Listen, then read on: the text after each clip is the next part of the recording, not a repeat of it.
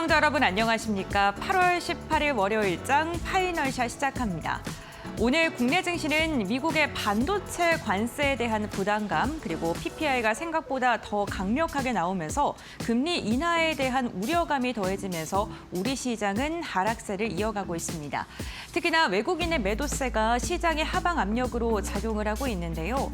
다만 아쉬운 건 일본의 니케이 지수가 사상 최고치를 경신하는 연고점을 갱신하는 움직임을 보여주는 것과는 다르게 우리 시장은 자동차 그리고 소매업과 관련된 기업들까지 부진한 모습 나타나고 있습니다.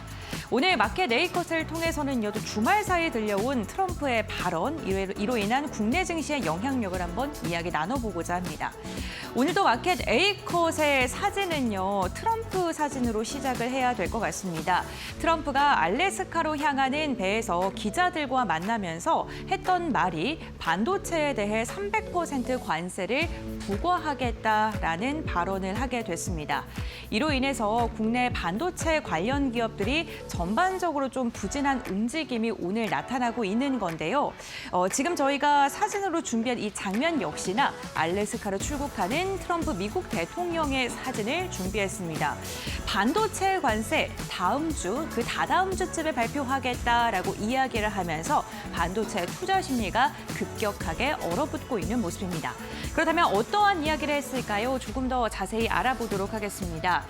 트럼프 대통령의 발언들을 보게 된다면요. 다음 주, 다다음 주, 그러니까 2주 이내에 반도체 관세를 발표하겠다라고 이야기하면서 최대 200에서 300%까지 가능하다라고 발언을 했습니다.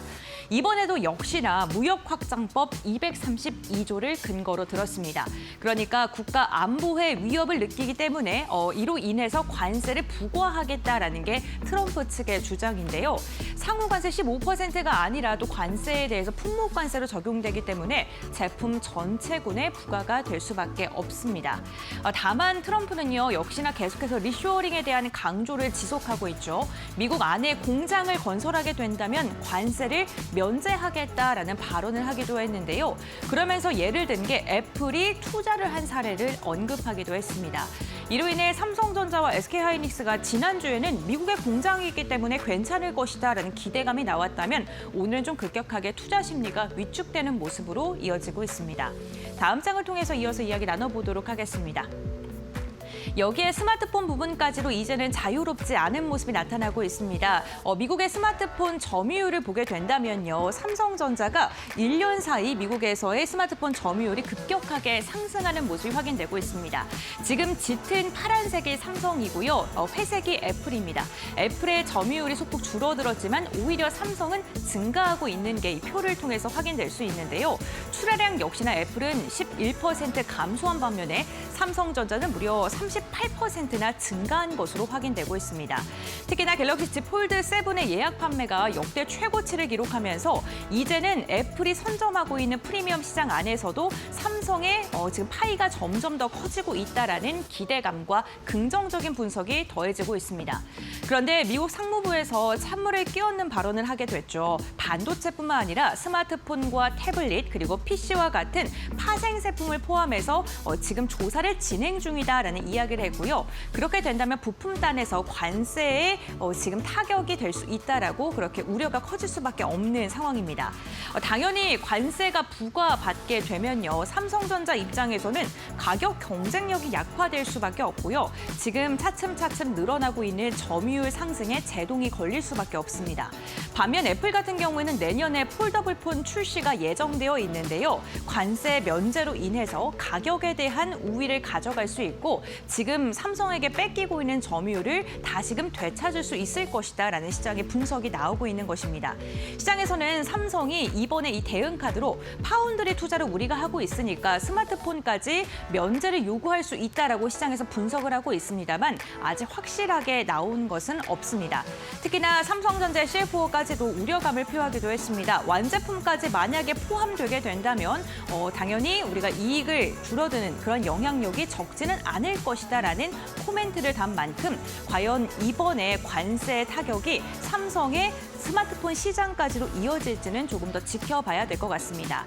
다만 삼성의 스마트폰 특히나 폴더블폰 시장에 지금 괄목할 만한 성장세로 인해서 오늘 폴더블폰 관련 기업들은 장초에 주목받기도 했었죠. 이 부분도 함께 체크해 보시면 좋을 것 같습니다. 다음 장을 통해서 이야기 이어가 보겠습니다. 여기에 철강과 알루미늄 관세가 더 강력해졌다라는 소식이 전해졌죠.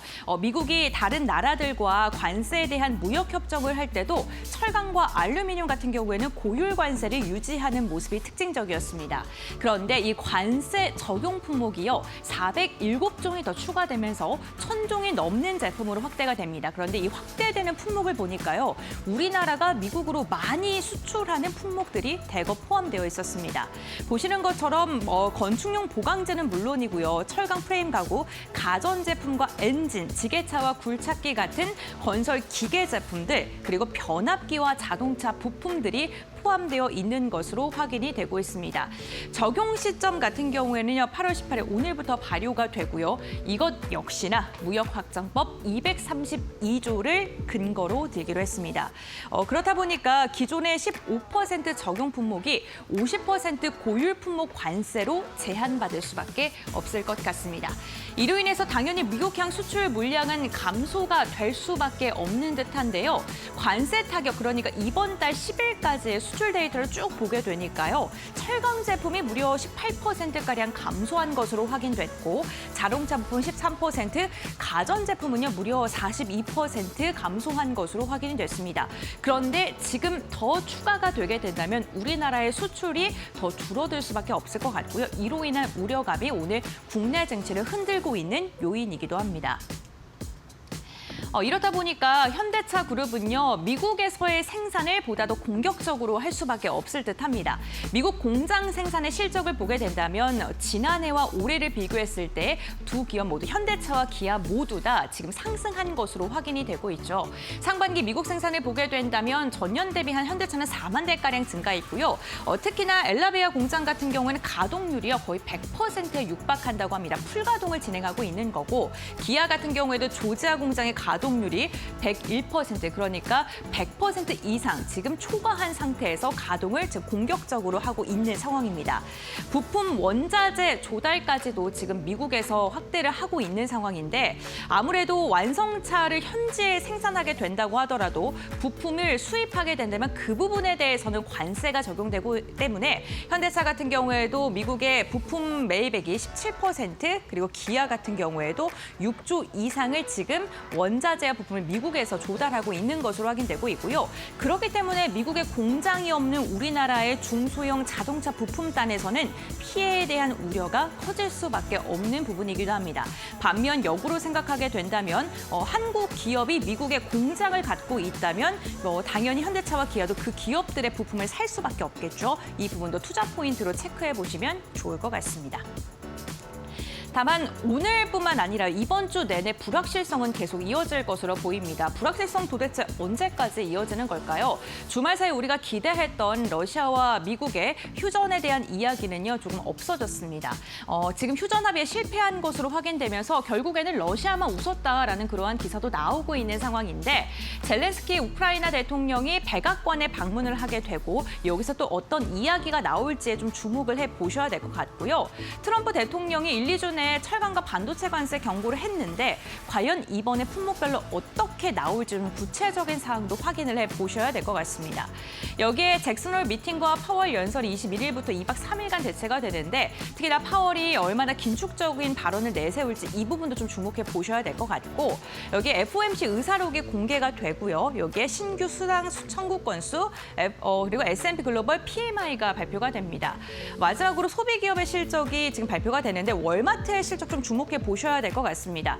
PPI가 상승하면서 이로 인해 금리에 대한 인하가 조금 더 늦춰질 수 있다라는 이야기가 나오고 있는데요. 과연 소매 판매는 이것을 좀 받쳐주는 그러한 실적으로 나올 수 있을지 이 부분 주목해 보셔야 될 것 같습니다. 역시나 글로벌 시장에서 변수가 참 많은 이번 달 마지막까지는 이어질 것 같습니다. 이런 가운데서 꼭 투자 포인트, 투자 힌트 잘 찾아보시길 바라겠고요. 오늘도 저희가 잠시 후에 그러한 힌트들 알려드리겠습니다. 알려드리도록 하겠습니다. 네, 이렇게 마켓 A컷 이야기 드렸고요. 그렇다면 우리 시간 지금 시장 어떻게 움직이고 있는지 알아보도록 하겠습니다. 김윤주 아나운서가 전해드립니다. 네, 우리 시장 2시 10분 구간을 지나고 있습니다. 오늘 양시장은 일제히 하락하며 출발을 했는데 현재 시간 기준으로도 1%대 낙폭을 가져가고 있습니다. 코스피가 1.25%가량 하락하면서 3,185선을 지나가고 있고요. 코스닥이 1.77%가량 빠지면서 800선을 지나가고 있습니다. 자세한 일중 흐름도 함께 체크해 보도록 하겠습니다. 오늘 코스피 시장 안에서는 이 관세에 대한 우려감, 철강과 알루미늄에 대한 관세 부담감, 여기에 더해서 반도체에 대한 관세 부담감까지 합쳐지면서 전반적으로 시장 하방 압력을 받고 있습니다. 여기에 더해서 PPI에 대한 물가 우려, 이 정도 함께 합쳐지면서 전반적으로 시장 눌리고 있는데요. 코스피가 오전장 들어서 3,200선을 10분 안으로 빠르게 내려놓으면서 출발을 했지만 오후장 들어서 소폭 반등에 성공하나 싶었지만 여전히 3,180선 부근에서 지지부진한 움직임을 가져가고 있습니다. 현재 시간 기준 3,186선을 지나가고 있고요. 코스닥도 일중 흐름 함께 살펴보도록 하겠습니다. 오늘 코스피와 비슷한 흐름을 이어가고 있는 코스닥 시장인데요. 장 초반 810선을 빠르게 반납한 이후에 계속해서 800선 부근에서 지지받으면서 그래도 움직이는 모습 보여주고 있습니다. 800선 현재 700 내려놓으면서 799선까지 찍었지만 800선을 현재 시간으로는 지지받고 있는 모습을 보여주고 있는데요. 그렇다면 오늘 수급 상황은 어떨까요? 코스피 시장 수급 동향도 함께 살펴보도록 하겠습니다. 오늘 외국인의 순매도 규모가 거셉니다. 오전장 들어서도 1,000억 원 넘게 강하게 팔자세 외치던 외국인이 오후장 들어서 순매도 규모를 확대했는데요. 현재 시간 기준으로 3,500억이 넘게 강하게 코스피 시장을 팔고 있는 모습 포착이 되고 있고요. 기관 같은 경우 오늘 순매도에서 순매수로 전환이 됐지만 100억 원가량 소폭 담아내는 모습 보여주고 있습니다. 개인만이 2,500억가량 강하게 사들이는 모습 포착이 되고 있는데요. 그렇다면 코스닥 시장은 어떨까요? 코스닥 시장 수급 동향 바로 열어보겠습니다. 오늘 코스닥 시장은 외국인과 기관의 동반 매도세가 포착이 되고 있습니다. 외국인이 500억가량 팔고 있고요. 기관이 1,000억 원 넘게 현재 시간 팔고 있습니다. 개인만이 1,000억 원 넘게 코스닥을 담아내는 모습 체크가 되고 있는데요. 그렇다면 오늘 코스피 시장 안에서 시가총액 상위 종목들의 흐름은 어떻게 진행되고 있을지 1위부터 5위권 열어보겠습니다. 오늘 전반적으로 파란불 켜면서 거래가 되고 있습니다. 특히 반도체 관련주들이 트럼프가 최고 300%의 관세를 부과할 수도 있다라는 소식이 나오게 되면서 일제히 동반 약세인데요. 삼성전자가 1% 넘게 하락하면서 76,600원 선을 지나가고 있고요. SK하이닉스가 조금 더 강하게 빠지는 모습 보여주고 있습니다. 3% 넘게 하락하면서 268,000원 선 지나가고 있습니다. LG에너지솔루션도 1.9%가량 하락하면서 386,500원 선 지나가고 있고요. 삼성바이오로직스도 소폭 하락하고 있습니다. 0.29%가량 하락하면서 103만1,000원 선 지나갑니다. 그렇다면 오늘 코스닥 시장 시가총액 상위 종목들의 흐름은 어떨까요? 1위부터 5위권 바로 열어보겠습니다. 오늘 알테오젠만이 빨간불 켜면서 거래가 되고 있습니다. 알테오젠 같은 경우에는 맥쿼리 보고서에서 목표가를 59만 원으로 상향하는 리포트가 나왔는데요. 이에 따라서 오늘 긍정적인 흐름을 보이고 있고요. 1% 넘게 오르면서 44만 2,500원 선 지나가고 있습니다. 이 외의 종목들은 전반적으로 하락입니다. 에코프로비엠도 4% 넘게 빠지는 모습 보여주고 있고요. 에코프로도 3%대 낙폭을 가져가고 있습니다. 56,500원 선 거래되고 있고요. 펩트론도 7%가량 강하게 빠지는 모습 보이고 있습니다. 32만 8,000원 선 지나갑니다.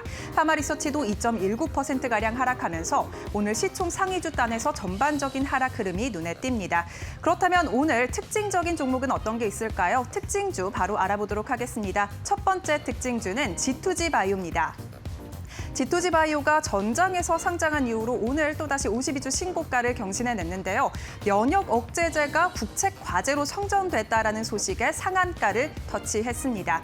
G2G 바이오 같은 경우에는 자사의 면역 억제제인 이노램프가 매일 투약해야 했던 장기 기증 환자의 면역 억제제를 1개월 동안 지속될 수 있는 장기 지속형 플랫폼으로 개발한다라는 소식이 나왔는데요. 이 국책 과제로 선정됨에 따라서 2년 6개월 동안 25억 원을 지급받게 됩니다. 이 소식에 상한가 터치한 G2G 바이오 현재 시간 기준으로도 상한가를 유지하는 모습 보여주고 있습니다.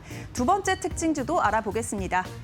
오늘 두 번째 특징주는 삼양컴텍입니다. 오늘 상장한 기업인데요. 코스닥 시장에 새로이 상장했습니다. 방탄솔루션 기업인데 국내 최초로 방탄복을 제조한 기업입니다. K2전차에도 방탄솔루션을 제공하는 기업인데요. 오늘 공모가 7,700원으로 상장을 했는데 공모가의 2배가 넘는 시세로 현재 거래가 되고 있고요. 115% 급등하면서 16,620원 선에서 거래가 되고 있습니다. 다음 특징주도 바로 열어보도록 하겠습니다. 오늘 마지막 특징주는 HMM입니다. HMM이 2조 원이 넘는 규모의 자사주 매입 소각 계획을 발표하면서 두 자릿수 급등세를 보였는데요. 현재 시간 오름폭을 소폭 줄이면서 7%가량 오르는 모습 보여주고 있습니다. 현재 시간 기준 23,800원 선 지나가고 있습니다. 지금까지 오늘장 시장 상황 살펴봤습니다. 네, 마켓에이커 심층 분석 시간으로 이어가 보겠습니다. 오늘 A컷 브리핑 시간을 통해서는 또 주말 사이에 들려온 트럼프의 반도체 관세, 철강 알루미늄 관세 품목 확대에 대한 이야기를 전해드렸는데요. 그렇다면 우리 시장에 어떠한 영향을 미칠지 어떠한 종목들을 살펴봐야 되는지 알아보도록 하겠습니다. 해온솔루션의 이정호 대표 오늘 함께합니다. 안녕하세요. 안녕하세요. 네, 반갑습니다. 주말 그리고 연휴를 편히 쉬지 못하게 하는 또 발언들이 나왔습니다. 트럼프 미국 대통령이 반도체 300% 관세 최대로 부과할 수 있다. 그리고 철강과 알루미늄에 대해서는 품목을 좀 확대해서 고율 관세를 부과하는 내용들이 좀 발표가 됐는데 반도체 품목 관세가 현실화가 된다면 국내 대장주들의 어떠한 충격을 받을지 그리고 예전에는 사실 공장 지으면 좀 면제된다라는 네, 기대감 속에 좀 타격이 없었거든요. 근데 오늘 주가만 보게 된다면 하이닉스가 무려 3%가량 빠지고 있습니다. 움직임 완전히 다르거든요. 왜 그런 걸까요? 기존 100%에서 뭐 300%로 네. 확연히 올라가는 모습가 나오고 있으니까 시장에서 어느 정도 충격은 나왔다라고 생각이 들고 있어요. 그리고 계속적으로 미국에서도 얘기했던 부분이 미국 내 현지 공장을 지은다면 어느 정도 인센티브를 하면서 관세에 대한 어느 정도 준다고 했던 부분이 있었지만 그 부분에 대해서 아직까지도 정책의 디테일이나 이런 부분이 불명확한 모습가 있다라고 생각이 들고 있습니다. 8월 7일 날에 새벽에 100% 관세가 얘기가 나오고 나서 SK하이닉스가 3%대 급락이 했던 모습가 나왔었는데요.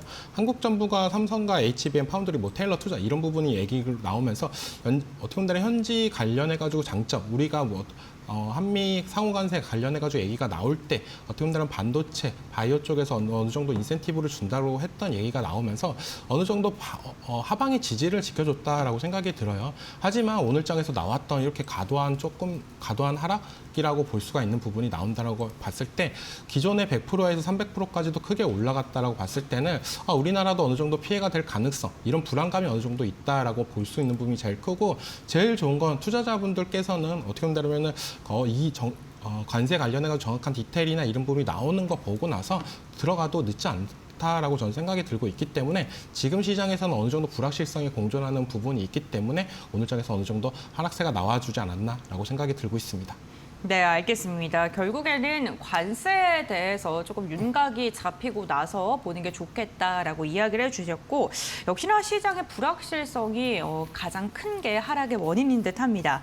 문제는 반도체에서 끝나는 게 아니고요. 반도체에서 더 나아가서 가전제품이라던가 스마트폰까지 이야기가 나오고 있는 상황인데요.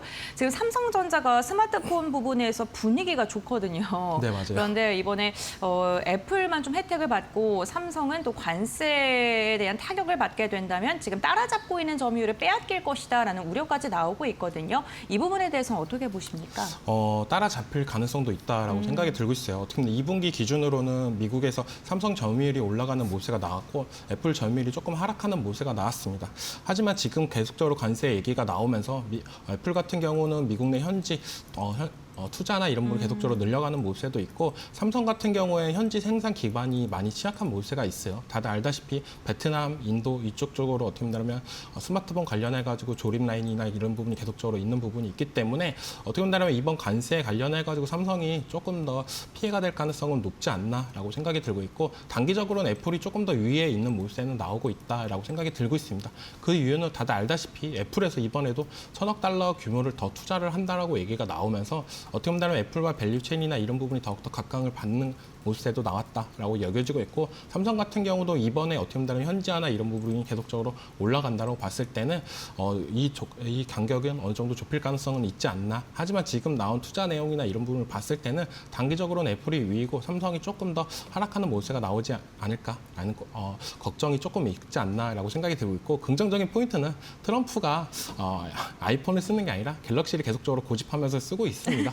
네, 그런 부분이 있기 때문에 조금 더 삼성 쪽 스마트폰이나 이런 부분 어떻게 보면 요즘에 폴더블 폰이 계속적인 흥행 열풍이나 이런 부분이 나와주고 있다라고 생각이 들고 있어요. 그런 부분과 맞물려서 지금에 나왔던 부분이 삼성전자에 조금 더 타격세가 나와주지 않았나라고 생각이 들고 있습니다. 네, 알겠습니다. 트럼프 대통령이 갤럭시를 쓰는군요. 몰랐습니다. 스마트폰과 반도체 관세 이후에 그러한 이슈들과 맞물려서 그렇다면 국내 기업들 가운데 수혜를 받는 기업들 그리고 피해를 받는 기업들 이렇게 나눠서 본다면 어떻게 볼 수 있을까요? 대표적으로는 애플과 밸류체인 관련주들을 조금 더 주시할 필요는 있다라고 네. 말씀을 해드리고 싶어요. 아까도 말씀해드렸다시피 애플에도 계속적으로 트럼프랑 관세에 관련해가지고 계속적으로 티격했던 몰세가 있었습니다. 그런 부분을 이제는 애플 CEO가 이제는 그 부분을 탈피하기 위해서 미국에 1,000억 달러를 더 투자한다라고 얘기를 했어요. 그렇다고 봤을 땐 총 규모가 거의 6천억 달러 규모입니다. 엄청난 규모다라고 보실 수가 있고 우리나라가 어떻게 보면 관세 협상에서 나왔던 금액보다 더 큰 금액을 애플이 자체적으로 한다라고 보시면 돼요. 그렇기 때문에 애플과 밸류체인 기업들을 조금 더 유심히 봐야 된다라고 볼 수가 있고 대표적으로 다들 알다시피 LG 디스플레이 그리고 LG 이노텍 이런 기업들이 조금 더 각광을 받을 가능성은 있지 않나라고 여겨지는데 아직까지도 정확하게 어디에 투자를 하겠다라고 얘기는 나온 부분은 없습니다. 하지만 시장에서 어느 정도 기대를 하고 있는 부분은 조금 더 만들어지지 않았나라고 생각하는 부분이 디스플레이 관련해가지고 한국과 중국에서 계속적으로 어느 정도 분쟁 소송이나 이런 부분이 나오면서 한국 쪽에서 판결이 조금 더 유의게 나오면서 디스플레이 관련 종목들이 올라가줬던 모습도 나왔고 그렇기 때문에 중국발 BOE나 이런 부분이 이제 LG 디스플레이 쪽으로 더욱더 확증이 된다고 봤을 때 조금 더 미국의 공장이나 이런 부분이 조금 더 빨리 될 가능성도 있지 않나라고 생각하는 부분이 있기 때문에 조금 더 애플과 밸류체인 관련주들이 수혜가 예상된다라고 볼 수가 있고요. 그다음에 피해주로 볼 수가 있는 부분이 반도체 장비주다라고 말씀을 해드리고 싶어요. 이번 관세가 얘기가 나오면서 나왔던 부분이 미국 내 장비 구매자가 관세를 부담한다라고 얘기가 나왔습니다. 그렇다고 봤을 땐 한국과 일본의 반도체 제조 장비 기업들이 어떻게 보면 경쟁력이 악화될 가능성이 높다라고 볼 수가 있고 미국 내 장비 업체들이 상당한 수혜가 될 가능성이 높다라고 볼 수가 있어요. 장비 기업 같은 경우에 어떻게 보면 미국 내 현지 진출이나 이런 부분이 조금 더딘 모습가 있기 때문에 피해가 될 가능성은 있고 그런 부분에 있어서 이번 관세 정책의 어떻게 보면 키포인트가 되지 않을까라고 생각이 들고 있습니다. 네, 알겠습니다. 오늘 반도체 장비 관련된 기업들의 주가 흐름도 좋지는 않은데요. 이러한 부분이 좀 영향을 받은 것 같습니다. 여기에 철강, 알루미늄 같은 경우에도요. 관세 적용 품목이 급격하게 늘어나면서 이제 1,000종이 넘는 제품에 고율 관세가 매겨질 것으로 보입니다. 근데 여기서 좀 중요한 게 우리나라가 미국으로 수출을 많이 하는 건설기계, 네. 변압기 이런 부분에 대해서도 이제는 관세 소용돌이로 들어가 버렸거든요. 투자자 입장에서 어떤 걸 주의해야 되고 어떤 걸 좀 주목해야 될까요? 전력기기 쪽은 그나마 낫다라고 말씀을 해드리고 싶어요. 먼저 결론부터 말씀해드린다면 네. 전력기기는 그나마 낫다. 건설기계 쪽이 좀 더 큰 타격이 되지 않을까라고 먼저 말씀해드리고 싶고 전력기기는 다들 알다시피 미국에서 계속적으로 러브콜을 하고 있습니다. 그 이유는 다들 알다시피 데이터 센터 확충이나 미국의 전력 슈퍼사이클이나 맞물리는 모습도 있고 LS 일렉트릭 같은 경우 텍사스에 공장이 있고 효성중업 같은 경우도 미국의 테네시에 변압기 공장이 있습니다. HD 현대일렉트릭도 계속적인 증설이나 이런 모멘텀이 있기 때문에 어떻게 보면 전력기에 관련해가지고는 오늘장에서도 어느 정도 하락세가 나오지만 그렇게 큰 하락세보다는 어느 정도 하방을 지켜주고 있다라고 저는 생각이 들고 있어요. 하지만 건설기에 관련해가지고는 미국 현지 생산 공장이나 없는 기업들이 대다수 있기 때문에 피해가 좀 더 클 가능성이 높지 않나라고 생각이 들고 있고 그런 부분에 있어서 건설기기에 관련해가지고 조금 더 피해가는 전략이 필요하지 않나라고 말씀을 해드리고 싶습니다.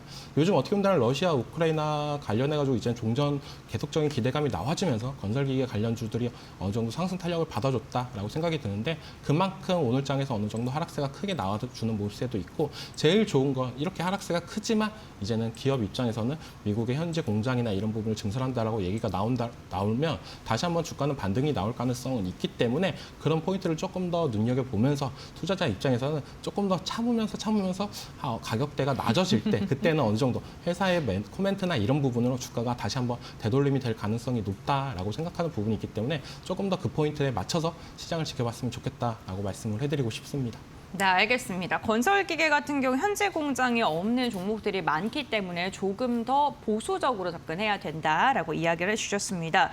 지금 현대화 전략을 공격적으로 하고 있는 국내 대표적인 기업이 현대차 그룹인 듯합니다. 미국 내 생산을 지금 강력하게 하고 있는 상황인데 그렇다면 이러한 부분이 주가에 좀 긍정적인 모멘텀이 될 수 있을까요? 어떻게 보세요?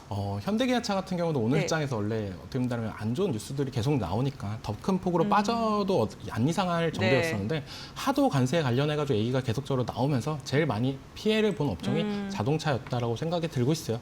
그렇기 때문에 오늘 장에서 관세가 계속적으로 부과하게 돼도 그렇게 큰 하락폭이나 이런 부분이 별로 없지 않나라고 생각이 드는 부분이 있고 제일 중요한 건 어떻게 보면 현지화 전략을 누구보다 빠르게 진행을 했던 점이 높이 평가할 점이지 않나라고 생각이 들고 있습니다.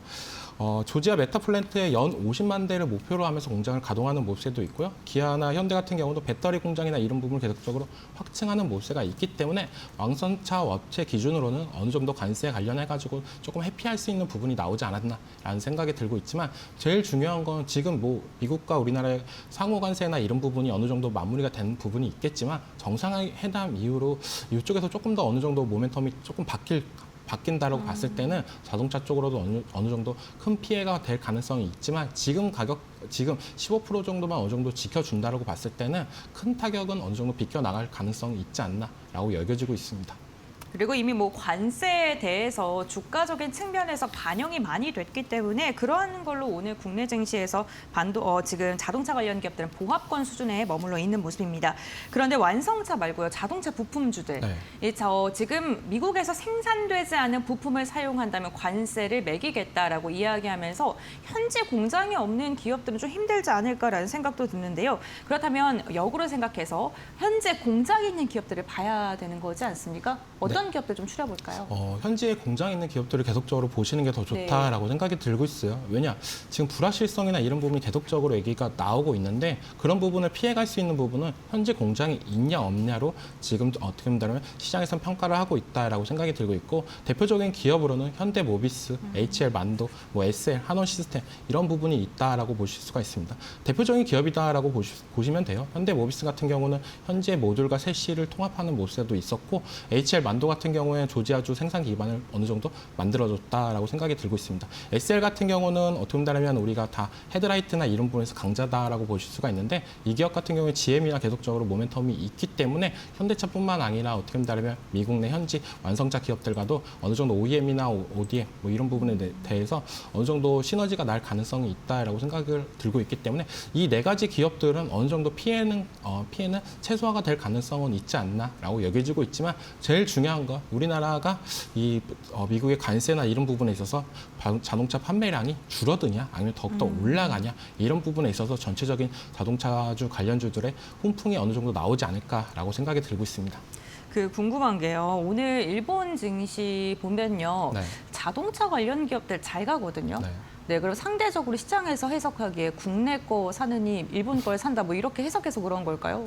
어떻게 봐야 돼요? 일본 네. 자체적으로는 어느 정도 협상을 잘했다라고 네. 얘기가 나오고 있다라고 생각이 들고 있어요. 그 부분이 어떻게 보면 8월 들어와서 우리나라 증시, 우리나라 코스피 대비 니케이가 더 상승 탄력을 받아줬던 네. 부분이 있지 않나라고 생각이 들고 있고 자동차 기업이나 이런 부분에 있어서는 어떻게 보면 일본 입장에서는 우리가 한국과 동일한 관세로 만약에 적용될 시에 조금 더 인센티브가 높지 않나라는 생각하는 부분이 있기 때문에 강세가 나타나고 있지 않나라고 여겨지고 있고 우리나라 기업들 자동차 관련주만 봐도 오늘 시장 대비해서는 그렇게 악한 모습은 안 나오고 있다라고 생각이 네. 들고 있어요. 그런 부분이 어느 정도 있지 않나라고 생각이 들고 있고 지금의 자동차주들이 하락하는 모습에는 어떻게 본다면 종반적으로 지수가 빠지면서 동반적인 하락세가 나오고 있다라고 여겨지고 있습니다. 알겠습니다. 이번 주 역시나 좀 여러 가지 이슈들이 산재해 있는 상황입니다. 특히나 주말 새 좀 기대했던 미국과 러시아에 대한 합의가 불발됐다는 것도 뭐 시장에 타격을 주는 요인 중에 하나일 것 같고요. 이러한 상황 속에서 단기적으로 투자자들이 어떻게 대응 방법을 사야 되는지 그리고 포트폴리오 구축할 때 어떻게 해야 될지 좀 고심이 많으실 것 같거든요. 대표님의 입장에 좀 말씀해 주시죠.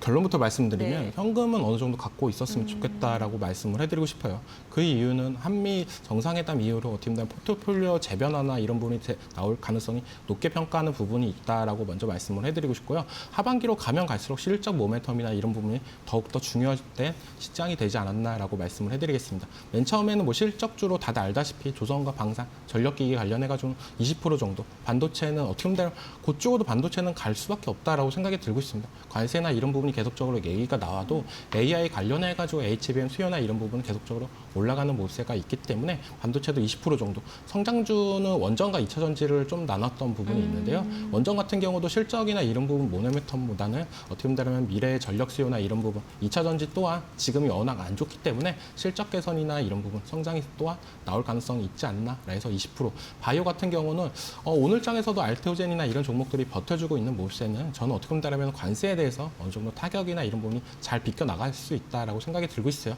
그렇기 때문에 10% 정도는 갖고 있지만 현금이 제일 많은 비중을 갖고 있는 게 어떻게 본다면 지금의 불확실성한 시장에서 살아남을 수 있지 않나라고 말씀을 해드리고 싶고 제일 중요한 건 한미 정상 이후에 포트폴리오가 재변화가 될 가능성이 저는 높다라고 생각이 들고 있습니다.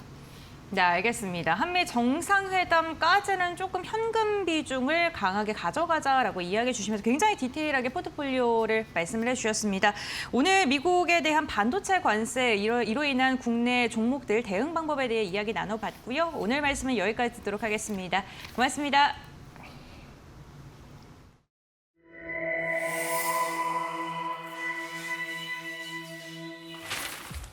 경제의 흐름을 켜는 스위치 온 앤 오프. 오늘은 AI 창작물 저작권에 대해 알아봅니다. 지금 AI 저작권 스위치는 오프. AI가 글을 쓰고 그림을 그리고 영상까지 만듭니다. 그 결과물은 사람의 이름으로 제출되고 출간되고 심지어 상도 받습니다. 때로는 수익까지 창출하죠. 창작은 넘쳐나는데 정작 그 과정엔 창작자가 없습니다. 저작권도 기준도 책임도 빠져 있는 건데요. 그렇다면 이 창작물들은 누구의 것일까요? AI 창작물의 진짜 주인은 누구인지 세 가지 핵심 포인트로 짚어봅니다. 첫 번째, 기준의 공백. AI가 만든 결과물은 현행 저작권법상 창작물로 인정되기 어렵습니다. 미국 저작권청은 인간이 개입한 창작만 저작권으로 보호된다고 명확히 밝혔고 2024년 발효된 EU AI법 또한 AI 학습 데이터의 투명성 강화와 권리자 보호를 요구하고 있지만 실제 법 적용과 해석은 여전히 혼란과 유예 상태입니다. 현재 시점에서의 AI 창작물 법적 기준은 아직 마련되지 않았고 법적 경계는 공백 상태인 거죠. 두 번째, 경계의 혼란. 프롬프트는 내가 입력했잖아 라는 말이 나옵니다. 하지만 대부분의 국가는 단순한 명령이나 지시는 창작으로 인정하지 않습니다. 같은 프롬프트로 유사한 결과물이 나올 수 있고 다른 사람과 겹치는 경우도 실제로 발생합니다. 그럼에도 누군가는 그 결과물로 상을 받고 취업을 하고 수익을 창출합니다. 경계가 모호해질수록 책임은 흐려지고 불편한 보상만 남습니다. 세 번째, 책임의 실종. AI는 창작자가 아닙니다. 사용자도 저작권을 주장하기 애매하고 플랫폼은 그저 도구일 뿐이라며 선을 긋습니다. 결국 책임지는 사람이 아무도 없다는 건데요. 누가 만들었다고 뚜렷하게 정의할 수 없지만 현재까지도 다수의 사람들은 그 결과물로 이익을 얻고 있습니다. 창작물은 존재하지만 그 누구도 책임지지 않는 시대가 된 거죠. 정리하자면 저작권의 경계는 흐릿하고 법은 판단을 미루며 책임은 누구도 지지 않는 상태로 남아 있습니다.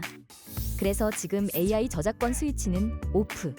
창작의 공백을 누군가는 기회의 이름으로 채우고 있습니다. 경제의 흐름을 켜는 스위치 온 앤 오프. 다음 시간에도 경제 속 핫한 이슈들을 3분 안에 재밌게 정리해 드릴게요.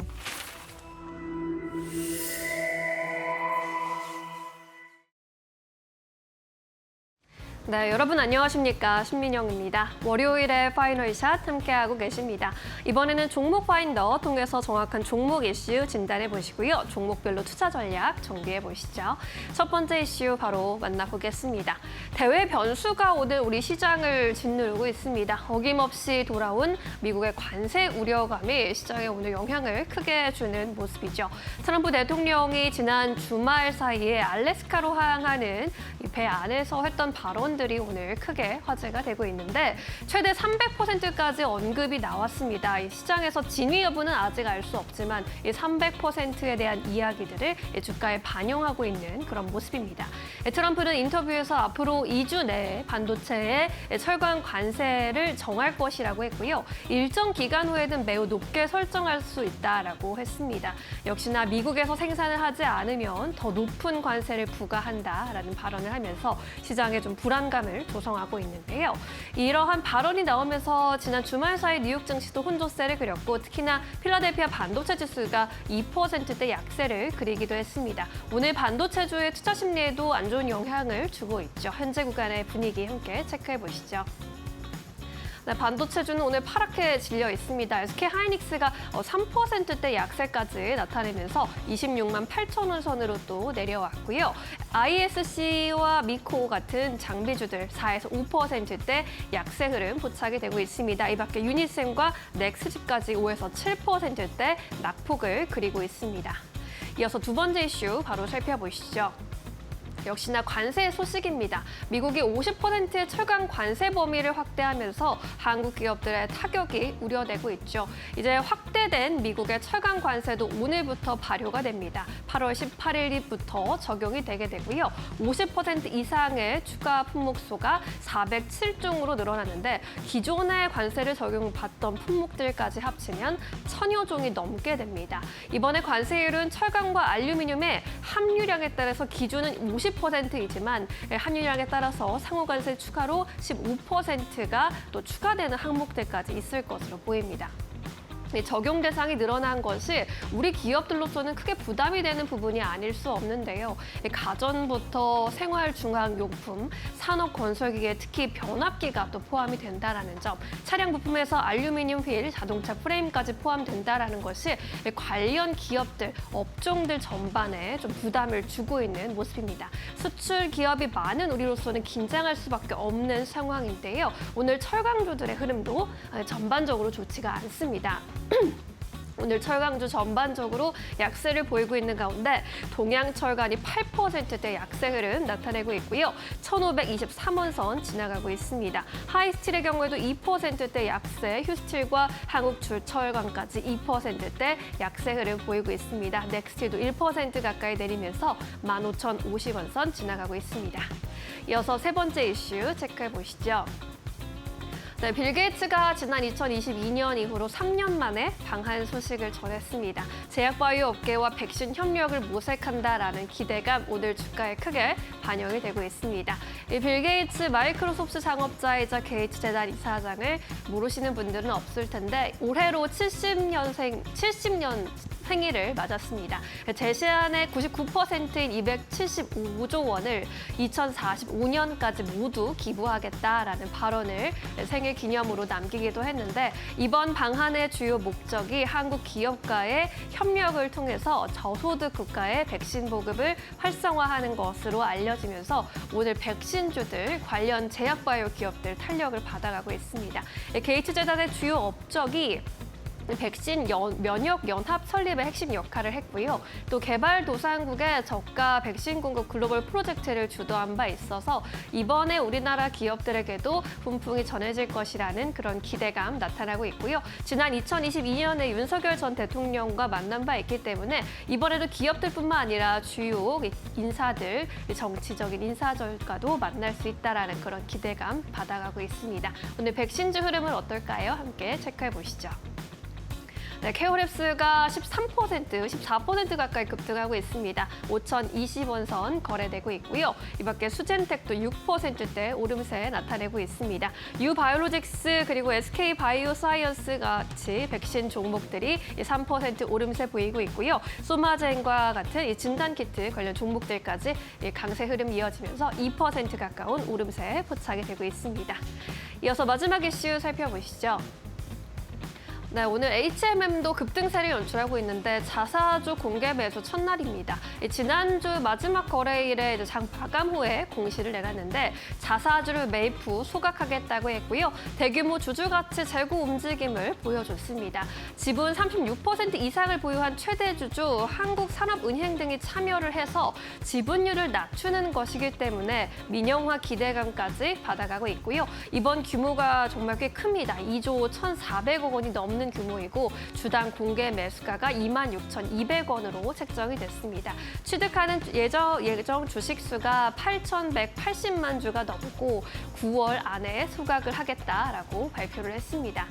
그렇게 2016년 이후로 처음으로 자사주 매각 소각 공식을 내놓은 건데 그럼에도 불구하고 증권주에서는 좀 주가 전망 부정적으로 바라보기도 했습니다. 이번 공개 매수가 끝나면 하락이 좀 불가피할 것이다라는 의견이고요. 목표 주가 24,000원 제시하면서 투자 의견 중립을 유지했습니다. 컨테이너선 업황이 하강 국면으로 진입하고 있기 때문에 업황 자체가 좋지 않아서 감익이 예상된다라는 의견이고요. 자사주 매입 이후 후에는 주가 하락이 불가피한 상황이다라는 점 강조하기도 했습니다. 오늘 해운주 흐름 전반적으로 함께 살펴보시죠. 네, 해운주 안에서는 HMM의 시세가 역시나 돋보이고 있습니다. 7%대 급등세 보이면서 23,700원 선 지나가고 있고요. 이 밖에 KSS 해운이 강보합권입니다. 다른 종목들은 일제 하락세 보이고 있는 가운데 흥하해운과 펜오션, 대한해운까지 1%대 낙폭 그리고 있는 상황입니다. 네, 이렇게 해서 오늘의 주요 이슈들 그리고 종목들의 흐름 점검을 해봤고요. 이번에는 증권가 전화 연결해서 보다 자세한 이야기 들어보도록 하겠습니다. SK증권 서용훈 차장 연결합니다. 안녕하세요. 네, 안녕하세요. 네, 오늘의 주요 이슈들 그리고 종목들 흐름 좀 점검해보고 있습니다. 특징주로 어떤 종목 눈여겨보셨을까요? 네, 오늘 첫 번째로는 지난번에도 소개를 해드렸던 종목인 케이프에 대해서 좀 말씀을 드릴 수 있을 것 같고요.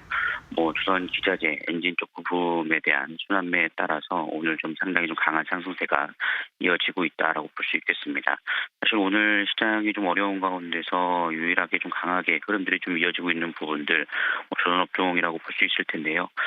지난 목요일 2분기 영업이익이 348억으로 전년 대비 220% 상승하면서 어닝 서프라이즈 발표를 하면서 상당히 오늘 좀 강한 모습들이 좀 이어지고 있는 상황입니다. 지금 현재 2분기까지 실적에 대한 서프라이즈가 이어졌고 하반기에 대한 수주 잔고에 대한 기대감도 좀 높아져 있는 상황이고 특히나 미국에 대한 수혜로 기대감이 있다라는 점을 감안해 본다라면 케이프에 대한 추가적인 상승도 충분히 좀 기대해 볼 수 있는 부분들인 만큼 지속적으로 오늘 좀 특징적으로 좀 보고 있다라고 말씀을 좀 드릴 수가 있겠고요. 두 번째로는 삼양컴텍 좀 보고 있습니다. 오늘 코스닥 첫 입성을 했으며 공모가보다 2배 이상 오르면서 장중 더블 상승세까지 이어지고 있는 상황이라고 볼 수 있겠습니다. 장 초반에 좀 물량을 소화하는 과정들이 좀 있었습니다만 재차 상승 전환하면서 양봉으로 전환되고 있다라는 점을 좀 감안해 볼 수 있을 텐데요. 방산주에 대한 흐름들의 기대감과 맞물려서 상장 시점이 상당히 좀 긍정적이었다라고 볼 수 있겠고요. 특히나 이제 방탄과 방호 물품에 대한 제작을 하고 있는 상황인 만큼 앞으로의 수주 잔고에 대한 기대감도 상당히 높아지고 있다라는 점에서 오늘 신규 상장 종목으로서 좀 이슈가 되고 있다라고 볼 수 있겠습니다. 지금 현재 여전 시장 흐름들을 보시면 조선과 방산 쪽에 대한 부분들이 제일 강하지 않나라고 좀 보고 있습니다. 네, 삼양컴텍까지 오늘의 특징주들 점검해 주셨습니다. 이번에는 종가 베팅주 한번 여쭤볼게요. 종가에 베팅해 볼 만한 종목, 어떤 종목 보고 계실까요? 네, 제가 좀 관심 있게 보고 있는 종목은 SK 모션 플랜트 좀 보고 있습니다. 지금 현재 2분기 실적이 예상치를 좀 상회하면서 25년도 하반기에 대한 실적 기대감도 계속해서 좀 높아져 있다라고 좀 볼 수 있겠고요. 오늘 같은 상황 속에서도 좀 강세의 흐름들이 좀 이어지고 있다라는 점 좀 기대해 볼 수 있을 것 같습니다. 특히나 지금 해상폭력과 관련해서 보조금에 대한 지원 기대감이 좀 높아지면서 좀 수급이 들어오고 있는 상황 속에서 국내외 해상폭력 에 대한 수주가 좀 재겠다라는 점, 이로 인해서 수주 잔고가 좀 회복될 것이다라는 긍정적인 흐름들과 더불어서 수급도 개선되고 있다는 점을 볼 수 있겠고요. 이로 인해서 지금 정부점을 좀 돌파 시도하고자 하는 움직임들은 계속해서 이어질 가능성이 높다라는 점을 염두에 두시면서 지금 SK 오션 플랜트 좀 관심 있게 살펴보시면 좋지 않을까라고 말씀을 좀 드릴 수 있겠습니다. 네, SK 오션 플랜트에 대한 의견 제시해 주셨습니다. 오늘은 여기까지 들을게요. 고맙습니다. 네, 감사합니다.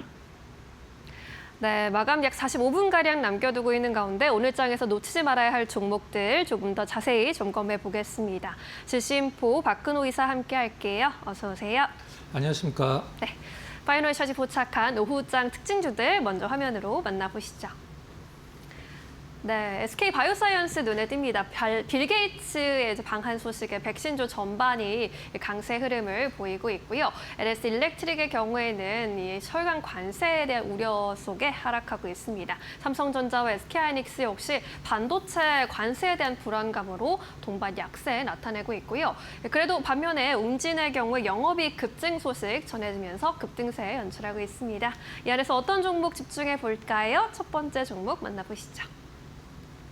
네, STX 엔진 이 종목도 오늘 10% 이상 장도 좋지 않은데 급등을 하고 있어요. 2분기 실적 어닝 서프라이즈 기록을 했는데 어떻게 분석해 볼까요? 네.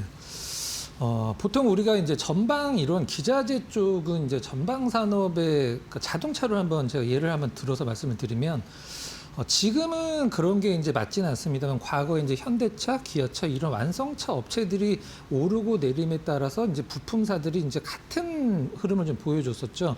근데 지금 현재 조선사들이 사실 그동안에 시장을 이끌어 왔던 부분 중에 하나인데 나쁘다라고 하긴 좀 그렇습니다만은 좀 시장이 어떤 과거에는 시장이 안 좋았는데도 시장보다 높은 그 주가 상승을 보여줬는데 지금은 시장이 좀 약간 톤 다운되면서 조선사들도 뭐 추가적인 하락이 염려가 된다 이런 부분은 아니지만 굉장히 좀 약간 심심한 흐름들이 나와주고 있는데 반면에 이제 엔진 우리나라에서 이제 상장되는 엔진사가 이제 세 곳이 있죠. 현대마린, 그다음에 STX, 한화 세 개가 있는데 이쪽 엔진사들이 지금 현재 조선사들의 어떤 주가 상승률을 압도를 하고 있습니다.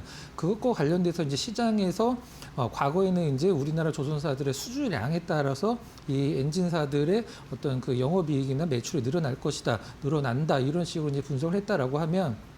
지금은 좀 약간 다른 시선으로 보고 있는 거죠.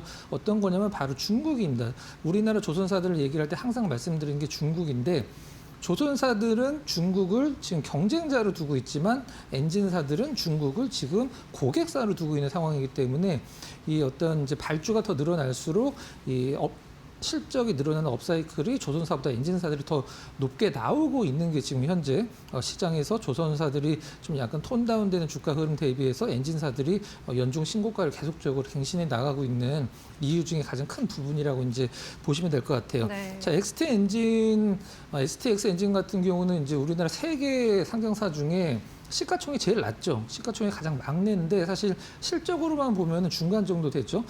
일단 엔진사들 현대마린 제외하고서는 부채가 좀 많은 편이긴 합니다만은 아무튼 실적 대비해서 그동안에 타 엔진사 대비해서 너무 못 올랐습니다. 그래도 최근에 약간 눈높이를 맞춰 나가는 흐름이 나오고 있는 부분 상당히 좀 시장에서 주목을 하고 있는 상황인데요. 일단 실적은 매출은 뭐 영업이익 모두 이제 어닝 서프라이즈가 나왔다라고 기사를 통해서 확인을 해 보셨을 거예요. 전년 동기 대비해서 50% 이상씩 매출 53%, 그다음에 영업이익 52%. 숫자가 중요한 건 알긴 합니다만은 전년도 대비해서 이 늘어나는 숫자가 굉장히 좋은 느낌을 좀 주고 있는 상황이고 왜 이렇게 실적이 좋아졌나요? 이제 우리가 보통 뭐 듀얼, 푸어, 퓨얼이라고 얘기를 하는 다중연료 엔진, 이제 이중연료 엔진, 디젤이랑 뭐 LNG 이렇게 같이 쓰는 그것과 관련돼서 상당히 엔진 중에 중국이 잘 만들지 못하는 고부가 가치 엔진이죠. 이런 것들이 실적에 많이 도움이 됐고 그다음에 올해 하반기 내년까지 연결될 수 있는 좋은 모멘텀이 좀 하나가 있죠.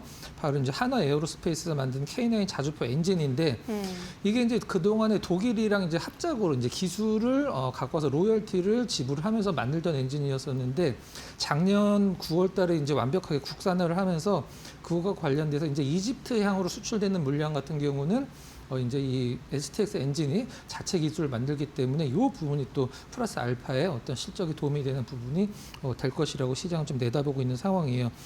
2030년도까지 한 1조 2천억 정도 생산 유발 효과가 발생된다. 이렇게 좀 리포트에 좀 나와 있는 부분 참고를 하시면 될 것 같고요. 네. 차트 한번 잠깐 보도록 말씀드리겠습니다. 외국인들이 매수를 하고 있고 이제 이 파란색 선 끝에 보면 기관도 같이 사고 있는 것 같은데 오늘은 기관이 좀 팔더라고요. 외국인들 순매수 오늘 너무 좋고 주가 흐름도 좋은데 사실 현대마린이나 아니면 한화엔진 같은 경우 보면 정말 지속적으로 올라갔었거든요. 근데 지금 STX 엔진 같은 경우는 약간 좀 뒤차 타고 쫓아가는 느낌이긴 한데 눈높이를 많이 좀 맞춰놓은 것 같아요. 지난주 목요일이죠. 지난주 목요일 급등 이후에 오늘 급등 나름대로 상당히 좋은 퍼포먼스고 따라잡기는 좀 약간 부담스러운 상황이긴 한데 가장 중요한 것은 현대 마린 엔진의 주가 흐름이 꺾이지 않으면 XTX 엔진도 조정은 뭐 주 가능성은 얼마든지 있긴 합니다만은 상승 추세는 계속 유지될 것이다. 뭐 좋은 실적에 걸맞는 좋은 주가 흐름을 오늘 보여주고 있는 XTX 엔진입니다. 네, STX 엔진 외국인이 주목을 하고 있고요. 앞으로의 실적 성장세도 기대가 되고 있습니다. 다른 엔진주들과 흐름을 함께 해나가면서 어떻게 앞으로의 퍼포먼스 보여질지 기대해 보도록 하겠습니다. 이렇게 첫 번째 종목 정리해 보고요. 두 번째 종목으로 넘어가 보겠습니다. 네, 파이넴텍.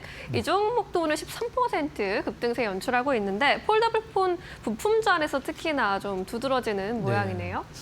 삼성전자가 미국에서 이제 스마트폰 점유율을 높여가면서 애플의 이제 발등에 불이 떨어진 상황이죠.